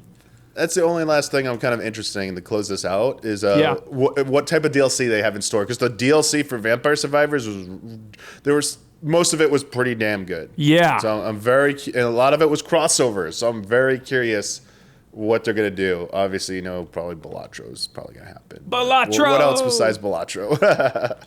Balatro. Love a Balatro. Awesome, Damiani. So sick. Yeah. Vampire Crawlers. A lot of cool games this year. Not even halfway done. All right, Don. Speaking of shit we love. Oh, yes. Holy cow. The time has come. Damiani gets to talk about Vampire Crawlers, and you get to talk about Huntdown. Oh, Overtime. Down. Oh, yes. The day has finally arrived. And it's a roguelite. I'm so excited about that. Oh, this is funny. This advertisement. I thought this was like a home video from they've Dawn live or action. something. Yeah, I was like, I forgot they have like live action. Here's like a Dawn Terminator. in this trailer. Yeah, I'm so pumped. So yeah, this is it. Like Huntdown. Anybody that knows or has seen in the past knows. A huge fan. One of my absolute favorite games, period, of all time. The original Huntdown, action, run and gun, platformer, inspired by crime and action movies of Inspired the 80s by and crime. 90s. Inspired by crime. It's inspired by the criminal element. Yeah. The criminal, glorious movies of the 80s and 90s. Overworld. Don, there's only 63 reviews for this on Steam, and I find that criminal. Yeah, well, People need to play this. It just dropped to early access today, okay? Oh. And the word that is what I'm looking it's at. its Holy own fuck. game, right? It's not a... This Oh is my its God. own game. It's a whole new game. In fact, they've taken some risks. So here's the thing. The original Huntdown was just action platformer, run and gun, kind of a little bit of stealth elements, this and that. This one, they've done a big twist to the formula. It is now a roguelite, Huber, with... My fave. a whole Favorite bunch genre of as an adult. procedurally sort of generated aspects to it. So, look, I'm not the way you... I'm very, I tread lightly with roguelites. You know that. Definitely. I find the right one, and I love it. Like, I loved Absalom recently, Yeah. right? And everything every once in a while, but I'm not, massive Rogue fan of the Legacy genre. And in terms of procedurally generated content, I can literally probably count on, one hand the amount of times I think it's been used well. I really kind of, tread lightly on that, too. Yeah. However, happy to report. Both of those things... flawlessly executed, working very, very well for this Nice. in this instance, in this genre. Don, Yeah. educate me on the loop. Yes. On the the long-term progression and the progression of a run, singular as well. I would love both of those things. Absolutely. So here's how we do it. We get it started every time you begin. You're launched into this sort of hub area. This good Dr. Salazar from the first Huntdown is brought back here. He sort of brings you back to life on this operating table. Inside of this cozy hub, you have this giant machine you can step into that will give you modifications that are permanent, okay? And Great. it'll also give you semi-permanent modifications that'll only exist for this run Okay. that you're running there. There's also a little shop where you can buy consumables. Some of the stuff here, again, is permanent type stuff, and some of it is stuff that you're just disposable for this run, okay? Great. Okay, so you gear up as you want. Then you step out, and basically, at least the way they have it set up right now is when you first begin your run, you're given basically in this one you have 2 primary weapons. Okay, in the original Huntdown, you had your primary weapon, and then you had sort of this alternate primary weapon you'd get, and you'd have to constantly be switching back and forth between them as you wanted to use it. And then you had a secondary weapon. And now they've got 2 primary weapons that are assigned to 2 separate buttons on the controller, so you can constantly go back, nonstop action. You don't got to be swapping weapons, and it also has that secondary weapon still available. So to begin your run, you get 2 beginner weapons, randomly RNG style, early style, melee weapons or range. You can configure these 2 slots of yours in any way you want as you progress. So you can go all melee, all range, however you want to mix them up. Is really cool, okay? So you start off and you just jump out into this world then. So what you're tasked with doing on a run is you've got to get through this entire whole zone of criminal activity, which is basically like a section of the city. So in the first game, it was broken up into 4 different sections of the city. Each section had 5 bosses, 5 stages, and that's how you'd progress. In this one now, they sort of condensed that so that now you have to get through basically a one whole zone in one run.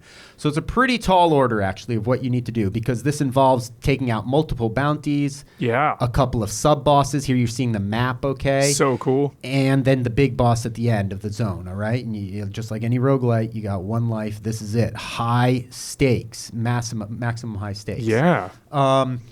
As you jump into the world, the layout of the stage is all procedurally generated. The rewards you're getting, the weird little treasure trunks you're coming upon, all of that stuff is randomized, okay? So every run really mixes it up. In most cases, it really works well. Every once in a while, you get stuck with like just a bad situation for what the loadout is that you have, briefly at least, But it kind of keeps it very exciting. And in most cases, all the procedurally generated layout of these maps works out in a very fun way. So it's successful. So sick. As you go along on God, these it runs, looks so there's multiple bounties you're taking out. You have the first style of bounties are these characters that you just come across in world, and it's totally random. So that suddenly they're just in the stage. It's like a little bit more of an advanced opponent that has sort of boss-like movement patterns that you're just encountering within the stage. They have all these interiors now, so you come across these doors and you can pop them open. You can go inside of buildings, and these are also randomly generated scenarios. You don't know what you're going to walk into. Yeah, it always felt like the inside areas of Huntdown original were still kind of outside. Yeah. It felt like it didn't translate as well. Yeah. This is a cool thing where you step into the room, you're in a different space, and suddenly you're in these little apartments, these little flop houses, these drug dens, whatever you might be. And sometimes you might even stumble upon one of your bounties within one of these places randomly. You don't know what to expect. So sometimes you really have to look around. Yeah. Sometimes there's nothing in there. Sometimes there's cool rewards, licenses you're unlocking for new weapons, or it can be like, temporary bonuses, whatever. Another big difference that they've done here is in the first Huntdown, all the weapons had durability or they had, limited ammo. Now they've switched it up. So now you have permanent unlimited ammo, permanent weapons, but it's all based on cooldowns, okay? Mm-hmm. Oh, okay. It takes a second to get used to, but it works very well in this case because you essentially lock into what your sort of combination of weapons is going to be, and then you're just focused on upgrading that and maximizing it till you get to the end. So you really fall in love with whatever loadouts you end up stumbling across. You're not nearly as much as swapping back and forth between weapons as the first game. Yeah. I like that. The moment-to-moment action is like awesome and super fun, and you can experiment, and it's just gory as hell, as you can see, and so fun, just like the first game. The melee looks so much improved. The melee is a huge improvement. So cool. They brought in, now you can actually do like sort of chain combos with the melee, which you couldn't do before. Everything previously, whether you had a crowbar, a baseball bat, whatever it was, everything sort of swung the same. It hit differently and had different reactions, but it all sort of operated the same. Now they all have different sort of speeds, how fast they cool down, whether you can combo with them or not. And the comboing is so fun. And because you can constantly switch between your two primary weapons, you're just shooting someone here, spinning around, hitting some guy here, beating up, taking it back and forth, just mixing it up. And I've captured a whole bunch of cool footage. So I'm going to be putting together a little more of an organized video that we'll be putting up soon here in the next couple days, hopefully. Yeah. But the brass knuckles, Huber. Yes. Oh my gosh. One of the most One of my satisfying favorite weapons of all new time. weapons. They've added it. There were not brass knuckles before. You can combo these things. You can upgrade the damage. You can give modifiers. And it's just so satisfying to just like beat through a crowd with these brass knuckles. You know what I'm saying? And in combination with your dash. Your new double jump they've added now. You have a double jump, which is a big game changer from the first one. You can modify the double jump. So you can be like lightning off your shoes. Because you didn't have a double jump in the first one, Not right? at all, yeah. And this one, you start off right That's out crazy. of the gate with a double jump that you're able to upgrade. Yeah, I saw him do it in this trailer, and I was like, wait, was that Double in there? jump. That's It cool. threw me off right away, but you get used to it immediately. And you don't even have to unlock it. Right. Right Wow. off the gate. But you can, and it has nice upgrades for it, too. Like, Cool. Yeah, so... and then, then they have sort of mid-level bosses. So those lower-level bounties you come across, you can skip. You don't have to engage them if you don't want to. They have this really cool mechanic where you can kill them or you can attempt to cuff them, which is like a little mini-game, sort of mash it out, trying to cuff them before more of their backup guys arrive and stuff like Cuffing that. season. And it just gets so chaotic. And you get more money if you take them alive, Exactly, I saw, right? yeah. Oh, like capturing and So you're always Monster trying- Hunter. Yeah, you're always trying to detain them, but it's not always easy. Things go wrong. That's the thing in this game that's so fun. Like, you can be so confident, dude. You can have all your stuff maximized. You can be like your favorite loadout, all this stuff, and just out all of falls nowhere, apart. everything goes to hell in a moment. Yup. It's so chaotic sometimes. Suddenly you're just like surrounded by guys. You don't know what's going on. That's There you so see fun. They have the new Riot Shield, which is a defensive item, which really mixes up the strategy a lot. Dude, I will say, when I came in here on Tuesday for the stream, Yeah. Don and I were going to stream a little early, right? Don was playing this. Obviously, we couldn't say anything at the time. Don was sitting there playing this. He was stressed. Don was losing his mind. It is so intense. I mean, there's definitely like a couple of little, this is what it is. It's early access. We're here. So there's a 6 to couple of 12 things months, they say. they have to tweak for sure. And when this thing is tweaked, I mean, if they're coming out this strong right out of the gate, and it's really clear the few things that just need a little bit of adjustment and stuff like that. But yeah, it is maximum. It's like maximum thrill and maximum stress at the same time because it's so fun. It's so addictive. It's so hard not to just be doing that roguelite thing of like another run or take it. But like, yeah, you get to points where you're like, oh my, I have to like get up and walk Need a around for a break. few minutes. Yeah, and like breathe. And like then you want to come back to it. How's the music done? The music, we heard some of it. I heard some of it. Goes It was great. right off of where the first one is. Just sort of metal, synth, and really catchy, nice stuff. Just like driving music. It comes right. It takes off right where the old one left off. So yeah, the music's great. Everything's great about it. Strategizing with these like your pathways through the city, that's randomized also. You have like gun stores you can get to. As you can see right here, you have medical Love the shops you gun can get store. to. So you got to So chart old your school. course. You got to be like, okay, I need to work. I don't want to fight this boss, and I want to get to a weapon store, but now I need to get to a health store. So it's always mixing up the strategy of how to get through the city and stuff like that. Randomizing the map, it works real well. And it's tough, and but it's very satisfying. I think it's a great thing that they did, switching up the genre here, mixing it up. It's like they could have just kind of given us more of the same, but this opens it up in such a different way.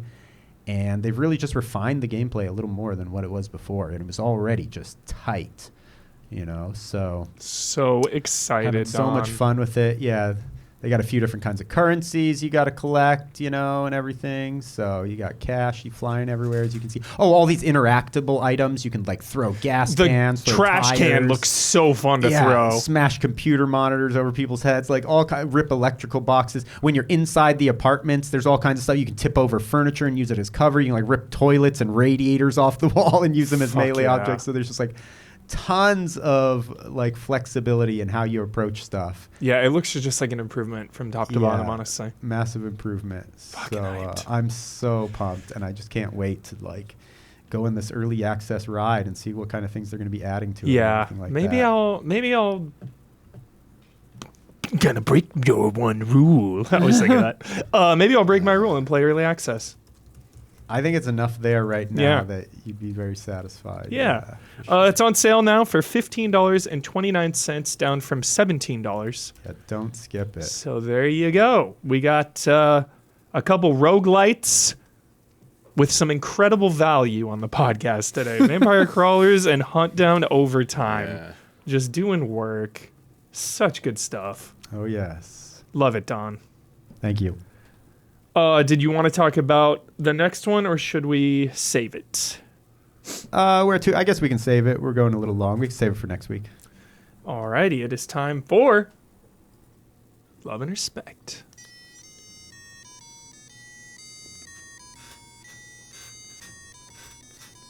Love and Respect. Love, respect. From SSPS 87. Spis. They said you pronounce it by saying each letter individually. You've been saying my name correctly for a while now. Oh. Do you still need the guide next to my name? We do not. We get it. Thank you. Well, no, that's their actual name later. Oh, So you just fucked it up. I just fucked it up. All right. So yes, we do. Not too long ago, if you had asked me where I saw Xbox's future going, I would have immediately said the same path as Sega. With them leaving the console market behind and becoming more of a publisher/developer.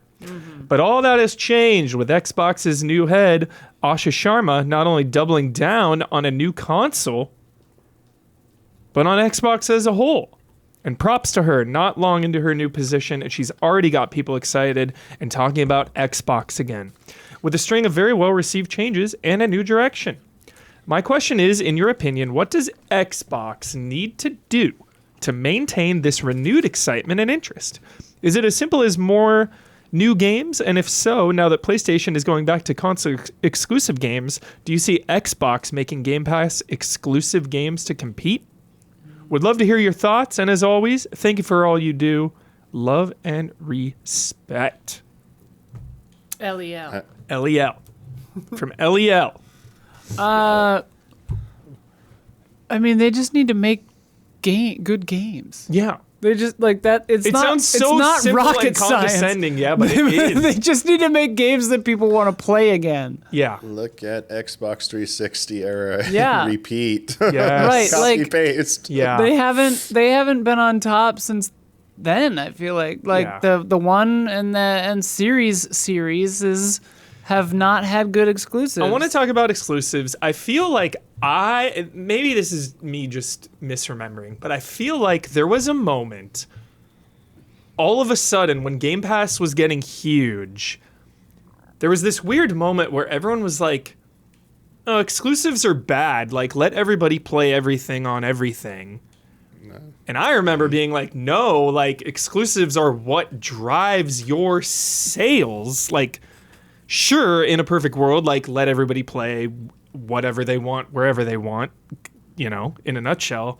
But I still feel like now it's going back. Like it is going back to no, look at Nintendo, look at PlayStation, those exclusives, like give your brand an identity and they make people want it. People Yeah. are like, I want to play Mario. How do I do that? I have to buy a Switch.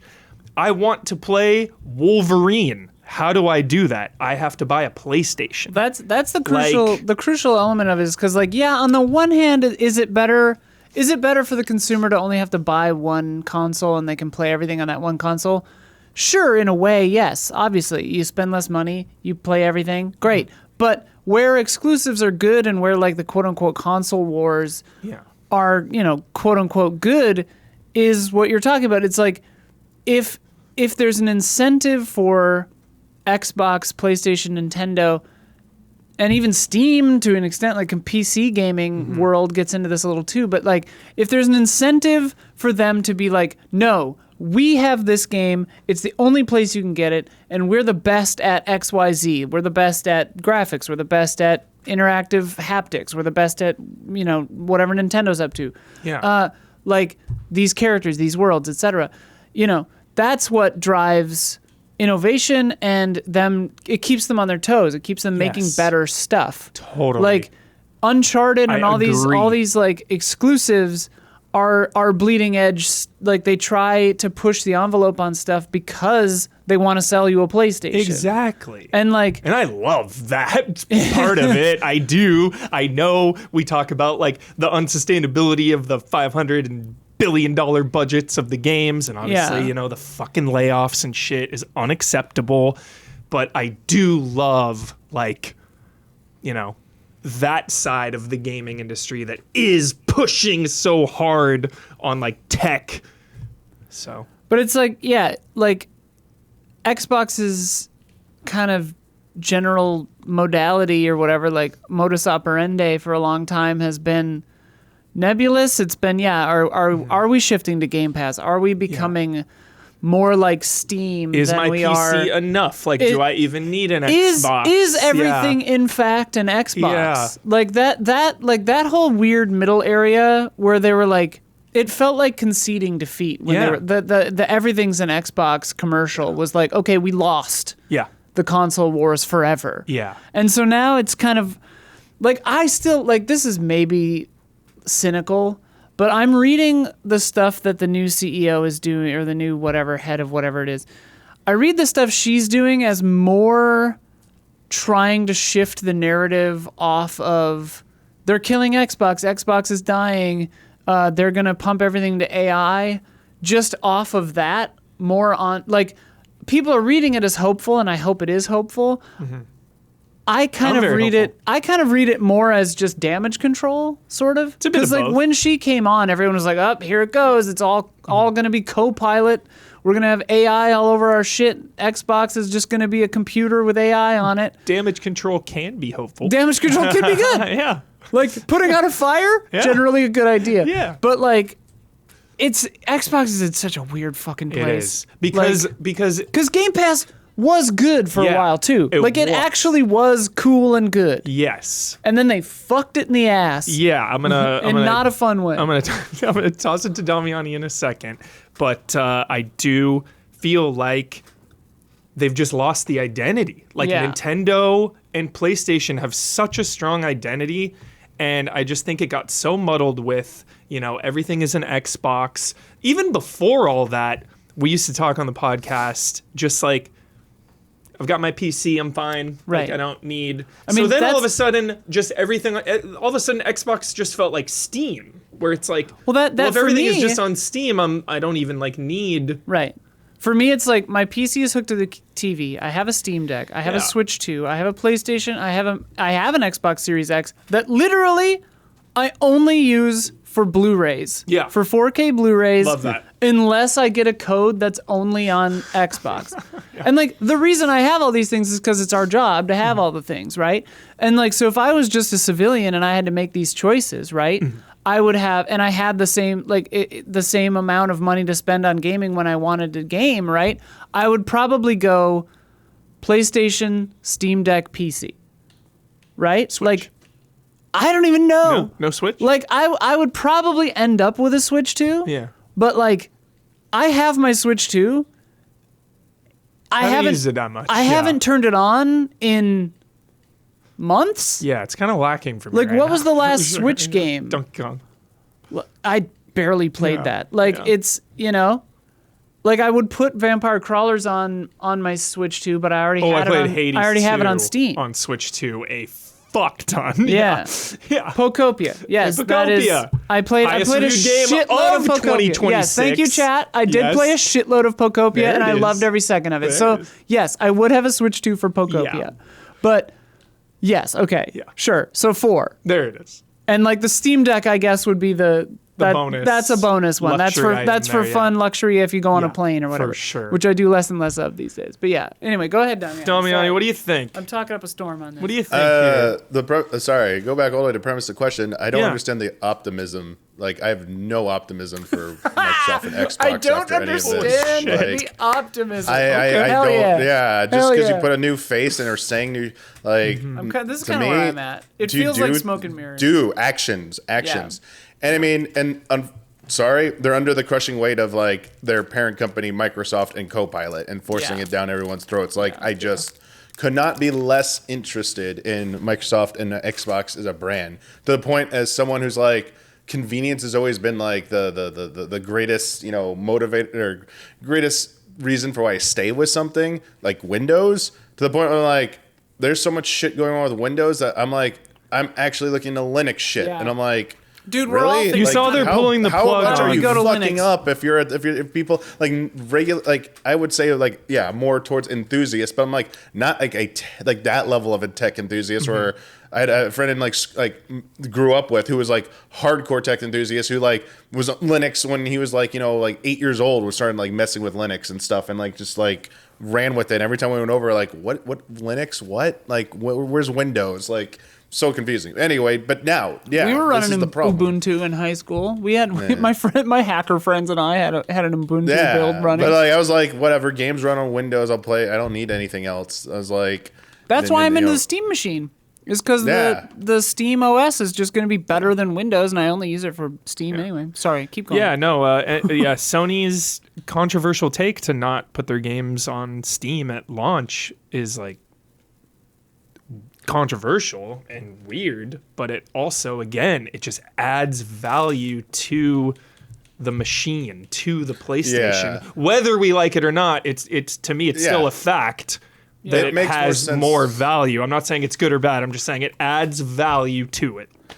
It stinks losing the potential of losing Sony releases on PC, because I mean, I like that. Of course. The thing is, like, they must have seen stuff that like people don't double dip as much as they thought, and the Yeah. new sales for PC weren't.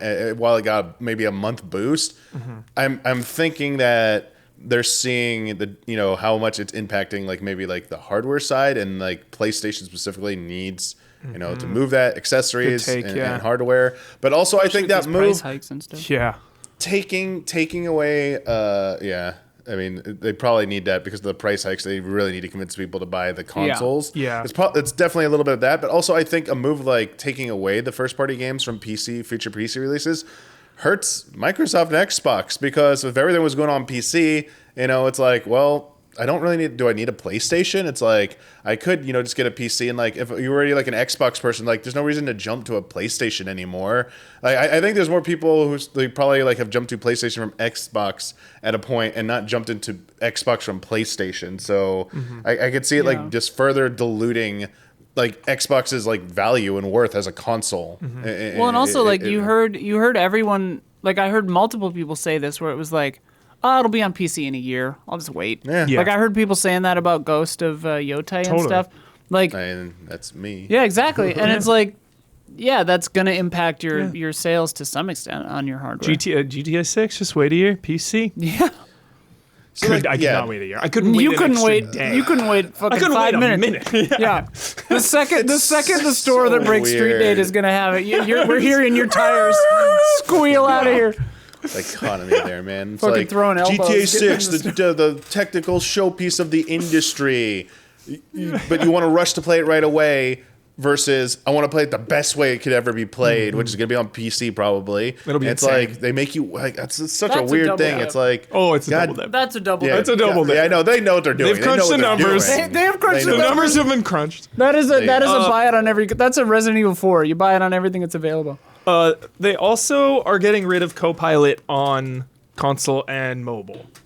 So they've said. Didn't even Yeah. know it was on console. so Well, it was like on a beta. There was a Copilot beta on the Xbox PC app and like the ROG Dear Lord, Xbox bye-bye. Ally. Roggally? She described the decision to wind down Copilot on mobile and stop its development for consoles as part of a plan to, quote, retire features that don't align with where we're headed. Whatever that. All right, Talk yeah, like okay. people. That means, We're I heading. know. Would I love hate to Talk this like share- a shit. human. It's your company. Share the damn vision. Where are you headed? Yeah. Like, Yeah. what's your vision? Yeah. Like, this is the problem. Yeah. Yeah. So Everything is so dumb. Yeah. We're in It's, the dumbest future. it's interesting because things like take so much time. Yeah. Like I just always remember like Bloodworth bringing stories to the podcast, and it's like would say something and then like check back in like 10 months later or like even a full year later. So I just feel like we're not gonna really see the changes from Xbox for like quite some time. I mean, you it's know? all like It feels like we're just in a kind of a holding pattern for a little while here until there's that moment, and I don't really know what that moment. the real be. question is this new Xbox, you know, are they going to reveal a console? Yeah. Like, are they going to do that, and is it going to be soon, and is it going to matter? And like, it's also like the thing so that, up in the air. No, but the thing that I keep coming back around to, and Damiani has spoken to this too, is just like the time, because of AI and the data centers and how the fucking I was looking for an SD card Oh, geez. at Best Buy the other day. I Yeah. needed an SD card, right? yeah. Just a standard fucking little SanDisk, whatever.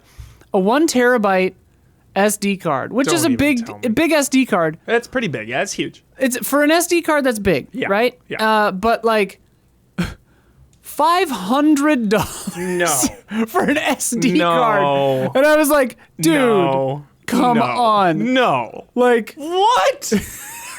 That is crazy. it might have been 6. The 1 terabyte might have been 6. It might have been 5. The 512 might have been one. Might have been shit. 500. And I was just like, I did not buy it. Obviously, Yeah, that's like you can get a insane. fucking hard drive, like Yeah. a 3 terabyte Whoa. hard drive for now. for $6,000 or $7,000.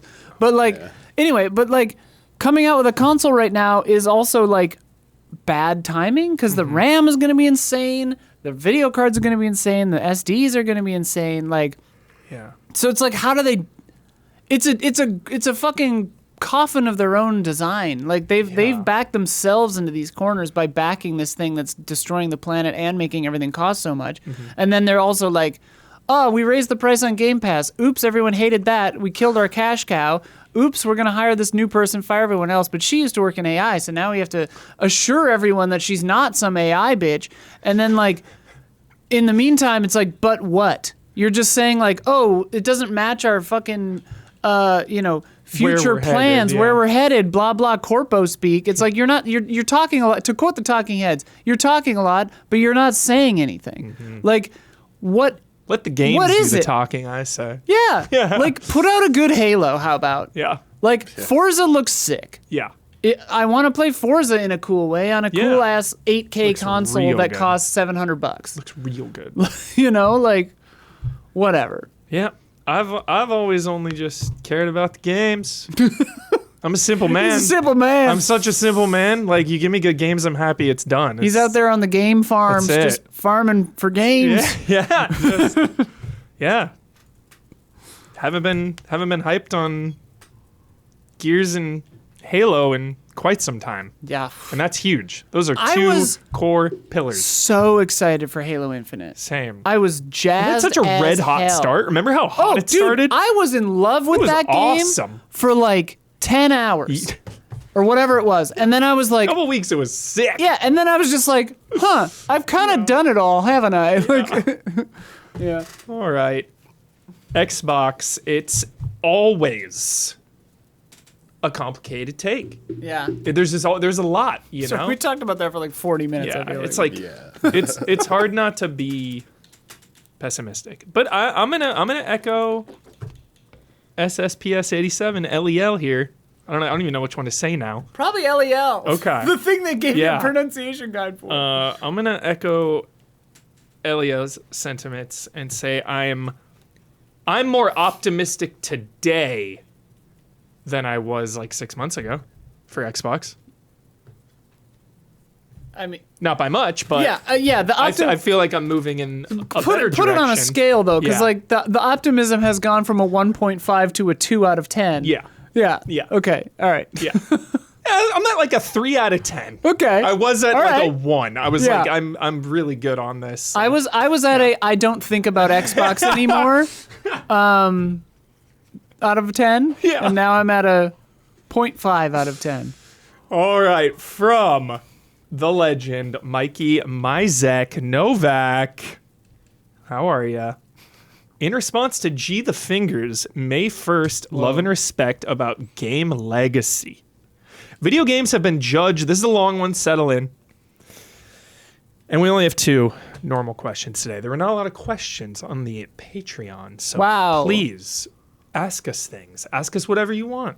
Ask us whatever you want. Whatever the hell you Go want. fast and loose with it. Yeah, get in there. Get weird. Ask us. Get freaky. Yeah. We'll ignore it if it's too far. Exactly. Don't get crazy. No fear. But say anything. If it's insane, we Draw just the line won't of put it fast on, food. but- You can't ask about fast food. Dude, unless you want a 9-hour podcast, Yeah, no, Don will kill you. Please ask about fast food. If you bring up football or fast food, Don will be very upset and the podcast will be 9 hours long. Yeah.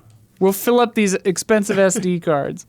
Video games have been judged in the past tense as good or bad because for slightly more than half of their commercial lifetime, they were a final product. Just like a movie, book, painting, song, or what have you. They were conceived, produced, and released to the world. There were no do-overs.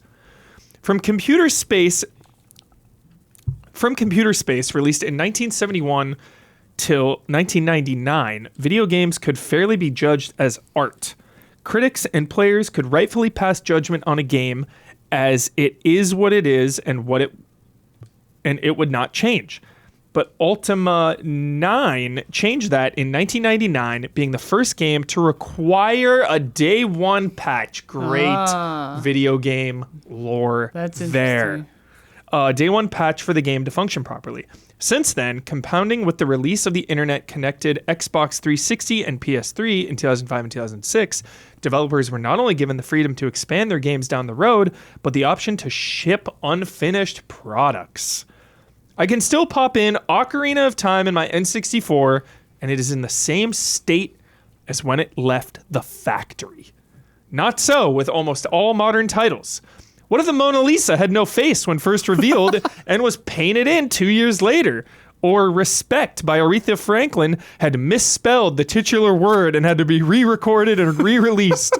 Or the original Murder Spree ending of It's a Wonderful Life was in the first showings that they spliced out in exchange for the happy ending? You would not accept that of your books, songs, movies, and paintings. Why excuse that in your video games? Maybe Kojima is right and games are not art, but they may contain art. Maybe nowadays games must be judged as a service, single player story game or not, because they are so apt to change. We're people and people are heavily influenced by first impressions. If the game a dev chooses to present to the world is a buggy mess or is a terrible story or unacceptable gameplay mechanics, are we truly wrong for evaluating what is presented to us then moving on with our lives? I think you cannot have it both ways. Either games are art and you must judge them by the 1.0 launch release, or they are a service that is subject to the moment you enter the timeline. Love with truth, respect with honor, Mizek. My response to this is also that not all art forms are finished when they're released. Think about performance art. Think about artist in residence or whatever. Like Theater changes every night. theater changes every night. Yeah. Like, I mean, the easiest example is, and I can't remember her name right now, but the artist, it starts with an M, I think. She would sit in the museum for like 8 hours a day, and you could come and just sit across from her, and neither of you spoke. And she would just draw you. No, you just sit together. Oh. And like kind of Just vibe out. examine each other. Yeah. Wow. Marina Abramovic. Ooh. Yeah. I'm obsessed with the artists who go to the museums. And Yeah, just, like, yeah. I love that stuff. And like that kind of a thing is the experiential nature of it through time. Like the passage of time is the piece in a large way, right? I love that. And so like it's weird and it's funny because like the last week's question about how we refer to games in the past tense, but sometimes you go, "Oh, that movie's great. Oh, that's my favorite movie. I love that movie. It's so Yeah. good," right? Like, "Oh, I love that book. It's so good," right? You speak kind of in the present tense, right? Yeah. And it is a really interesting phenomenon where you go, "Oh, that game sucked," or "Oh, that game was great." And I think there's something about like the experience of doing it. Yeah. It's something you have done. You've Sure. played it. You did it. the thing. You beat it. Yeah. Like, because beat is a past tense, kind of a thing where it's like watched a movie is a past tense thing too, but like there's something different about it. I don't know, because Yeah. you experience it in a different totally get way. that. Kind of, even though movies move through art or move through Yeah. time and songs move through time also. But For me, even Yeah. though like Ocarina of Time, they're saying is the same game now as it was 30 years ago from the factory or whatever, same thing.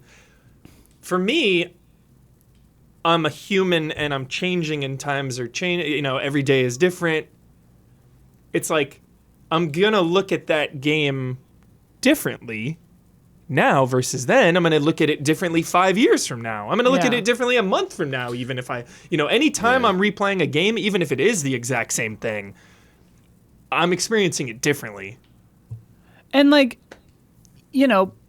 books and movies, how many times did Walter Murch and those guys recut fucking Apocalypse Now, right? Did it help? Did it hurt? That's up to you. Redux. But like books, they fix a typo that was in the first edition. In the second edition, they literally patch the book. Yeah. And like, so it's kind of an interesting thing to say, like, a game should be judged on a 1.0 or it's not art. Because it's like art is a living thing. I agree. Art is an ongoing thing. Like a building, beautiful churches like the Dom Cathedral in Cologne that we went up last time we were in Gamescom together, so right? Beautiful. Like, that was so fun. They're constant. It was a mistake. We were so fucking tired. Sweating. But like, they're constantly renovating. They're constantly upkeeping that building. They're constantly maintaining that piece of architecture, and you can't spell architecture without misspelling it with the word art. And so it's a living thing. So it's like all human experience of art is a living document, is a moving forward through time thing. And games are very, very complicated. And like one of my best friends is Jason Wishnov, right? And listening to him talk about all the bugs people find in stuff, he said to me a bunch of times, like, getting your game out in the real world is like 1,000 days of QA because you have way more people to find the bugs. The sample size. So it's like with the sample size, and like you can watch a movie, and movies still go out with errors in them, but like you can watch a movie with 20 people and they patched cats. Boy, did they. I saw the pre-patch version. The hands were insane.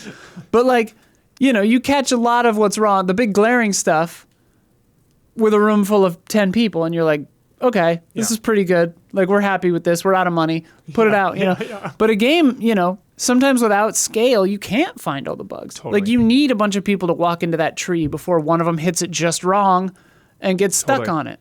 Saros, I fell through the map. Oh, yeah. Had to abandon a run. Yeah. And it's like, I bet they didn't. And somebody reports that, and then they fix it. Exactly, like, that's, So games are such a unique and bizarre art form. Yeah. Sorry, I'm talking a lot. It was but great. I'm very poetic. Go ahead. Yeah. You guys pretty much said most of what I was going to say. The point about just how people change over time. So when you re-experience, like, I think that's a counterpoint to like the if only. Yeah. If you either have it the vanilla version of a game, and you call it art, or you call it service. But like also like the act of like playing the game, like playing it for the first time now, like just stay with Ocarina of Time. Yeah. Playing it for the first time now for somebody versus playing it when it came out, you can't replicate that either. Totally. So like part of like, I don't know if you want to call it art, but part of like the humanity part of it is the experience under the specific conditions. And so I do think that there's something inherently of value of that as well, and should also be considered. I'm not arguing that like the original version and playing at the original time is like the only way that can happen, but like each playthrough can be like unique and be its own kind of like contribution to that, like your journey, your opinion's journey of what you think about a game, and like the art's journey. As you said, it's living. It's a relationship between the piece of art and the people who are viewing the piece of art. The people of note, if you will. There you Check go. out people of note. Well, and also like this brings me, you made me think of this, Damiani, is like, and the question sort of too, but like the real question to me is not should a game be judged basically on its 1.0 only forever and all time. Yeah, because look at No Man's Sky. Right, exactly. No Man's Sky, Sea of Thieves, so many examples, right? Of even like game, I feel like every game nowadays comes out and then is almost a completely different game a couple of months later, a couple of years later. So it's like, the question to me almost becomes, is it fair to judge this living medium now in the way that it is, where games do shift and change and live and grow, is it fair to judge them the way that we've been judging them, to have a Metacritic score on day one and then that's your nail in the coffin? You're that that's forever. your legacy. Like, because, I love a re-review. I love it so much. Right, because like that might work. That fits the model of gaming pre-internet perfectly, because it's like, okay, that's the product. It fits movies, it fits books. It makes me appreciate early access. Right. Because you can kind of like have your initial, here's how it is, here are the reviews in this state, and it's like, okay, we'll circle back in a year. And it's, and chat brings this up too. It's like, people are paying for it, and people do deserve to know the day one review. But I mean, I wonder, what I guess I'm proposing is like, should it become an industry standard to have a day one review score and a 6 months later review score? I mean, Steam basically does this, where it says like recent reviews in your area. Right. Love that. So like that's a great way to do it, because you can see like, okay, this game has overwhelmingly positive all time, mostly mixed or negative recent. Yeah, what happened? So then you're like, or the other way around, or the other way around, and you're like, okay, this game got better, or they put out a DLC with a black person and it got review bombed, or whatever. Like AI shenanigans, or whatever it is. Yeah.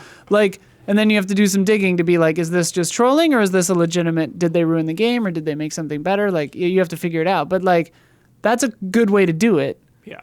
And I wonder if that should be taken on in a more mainstream, like obviously outlets like us, IGN, like there aren't resources to review every game twice. Yeah. So, but something to think about. Hell yeah. Love that. Thank you, Myzek. By the way, before we get to this week's bets, Easy Allies patrons are getting 2 bonus love and respect questions. They are about... you can write this down ahead of time. I forgot to. No, this one is good. This one is so good. It's about Breath of the Wild and Survivor, the show. Whoa.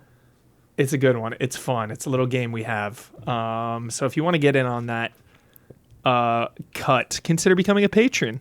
Patron.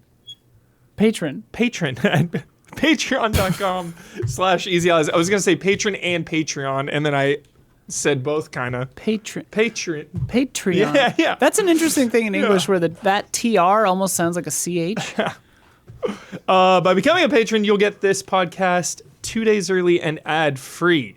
That is so nice. You get into the official Discord where everyone's having a jolly good time. You can submit questions to Love and Respect. Please do. Ask us anything. Anything at all. Ask us about... Damiani will answer it. Ask us about aliens, please. All questions about aliens. Aliens the movie, aliens the games, real life aliens. Aliens in outer space. I know a lot about the Fermi paradox. I could talk to you about the Great Filter.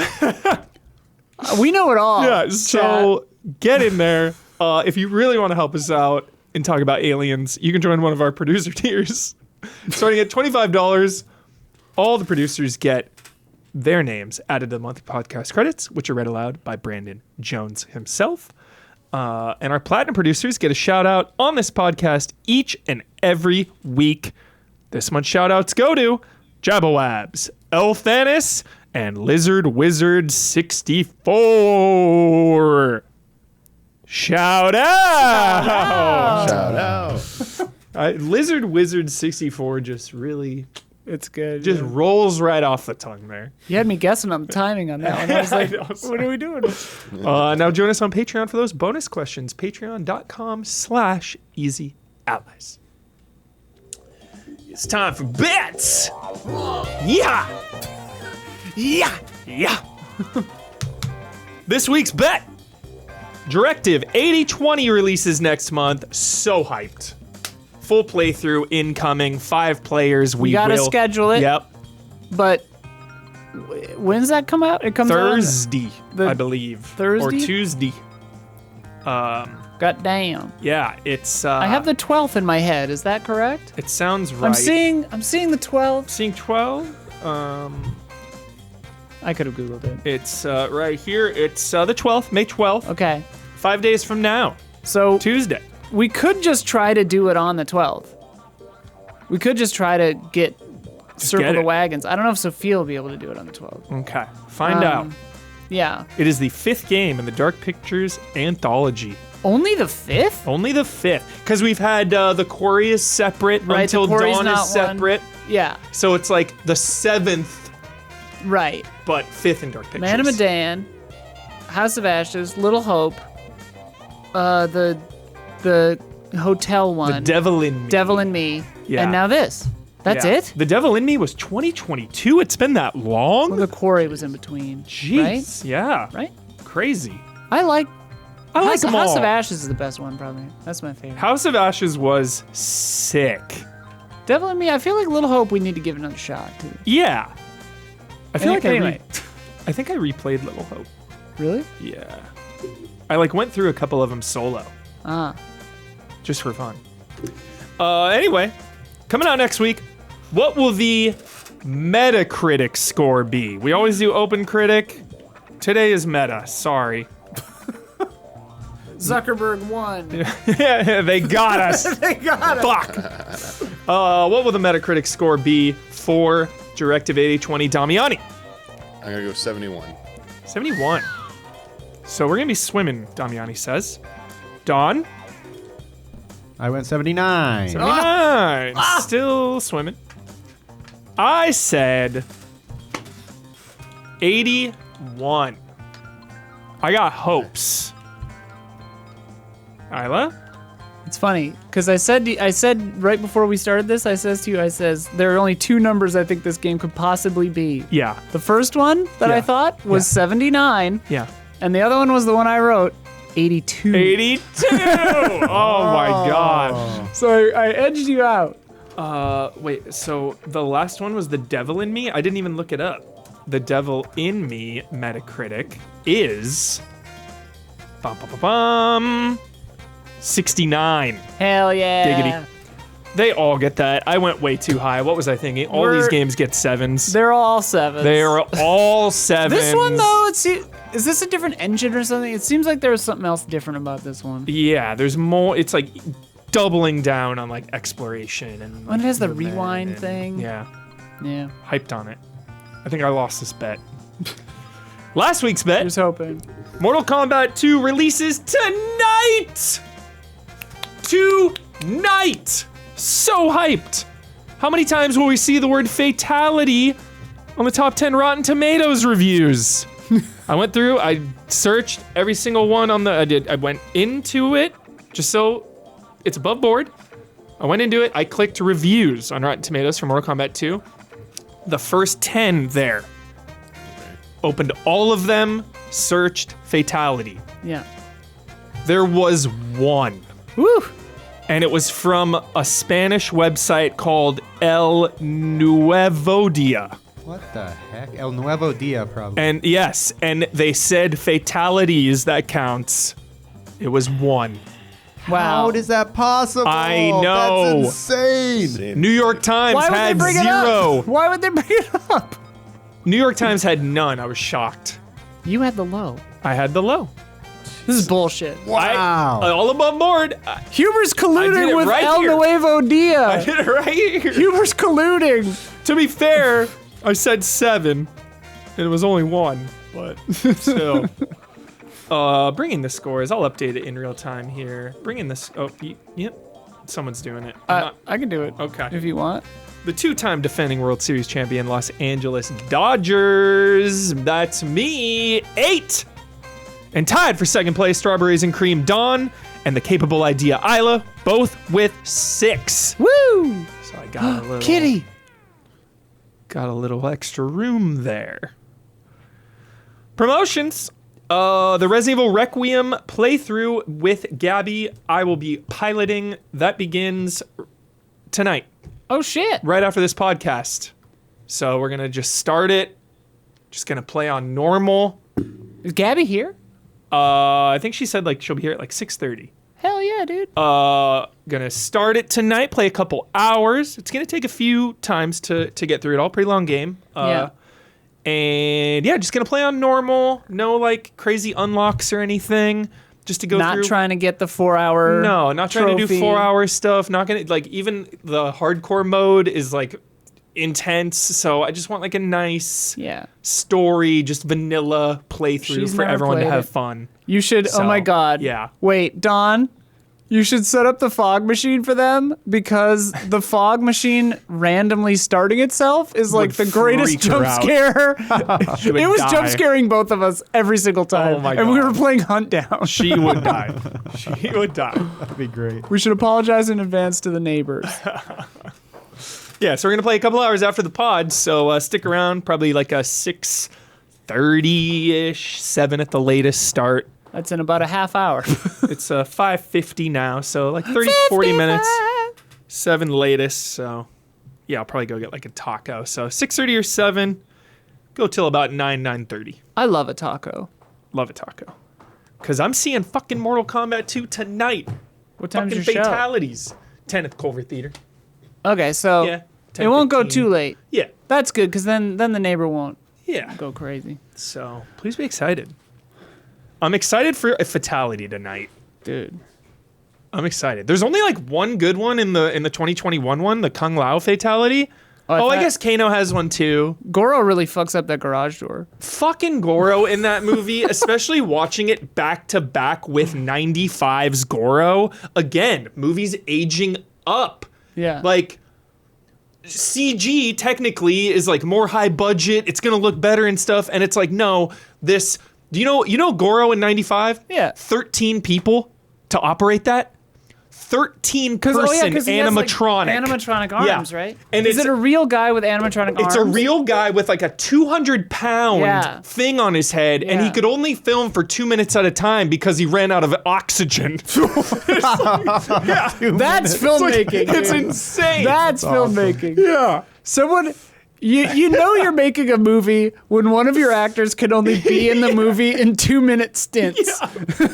You're like, yeah, we can't keep shooting because they'll die. So insane. Fucking nuts. I remember there are a couple of shots, like full body shots, where it's like stop motion or like really Yeah, jank yeah. CG of Goro, right? Yeah. Is that memory Oh, correct? Yeah, for sure. Yeah. Which makes it even better. It's so awesome. It's aged so nicely. Dawn, where I know your hype level, but just spread some of your MK2 hype. How you feeling? I'm feeling very good about this. I think it's such a treat this year because Yeah. it feels like you look at MK2 and it's just like, for me, this MK2 and even this upcoming Street Fighter 2, I don't know, they just dropped a new trailer that I think is looking like even way better, but it's just like visually everything that's happening on screen is like how you want these games to be getting translated so many times throughout the past, you know what I mean? So it just Yeah. like it feels like they're kind of going to get both of these right, and then to get them both right in the same years is insane. So I'm extremely pumped. Yeah, dude. Same director as the first one. I love continuity, even though I didn't really like the first one all that much. And again, Carl Urban. Some interesting reviews for this. It's all over the place.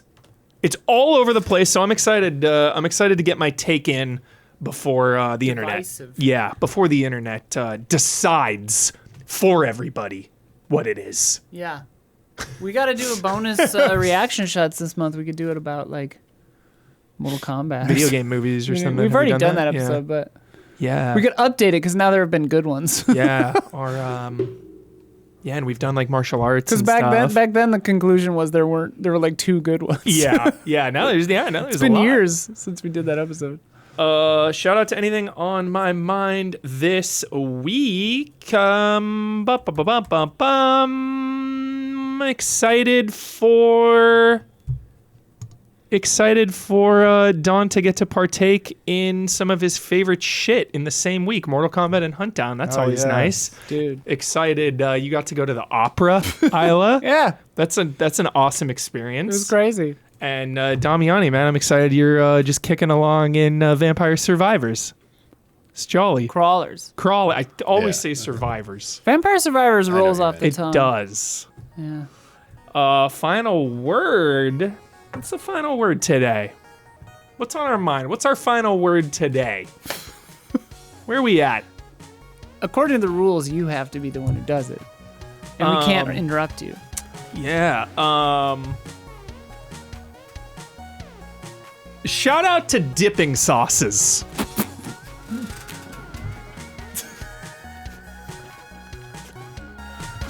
See you later.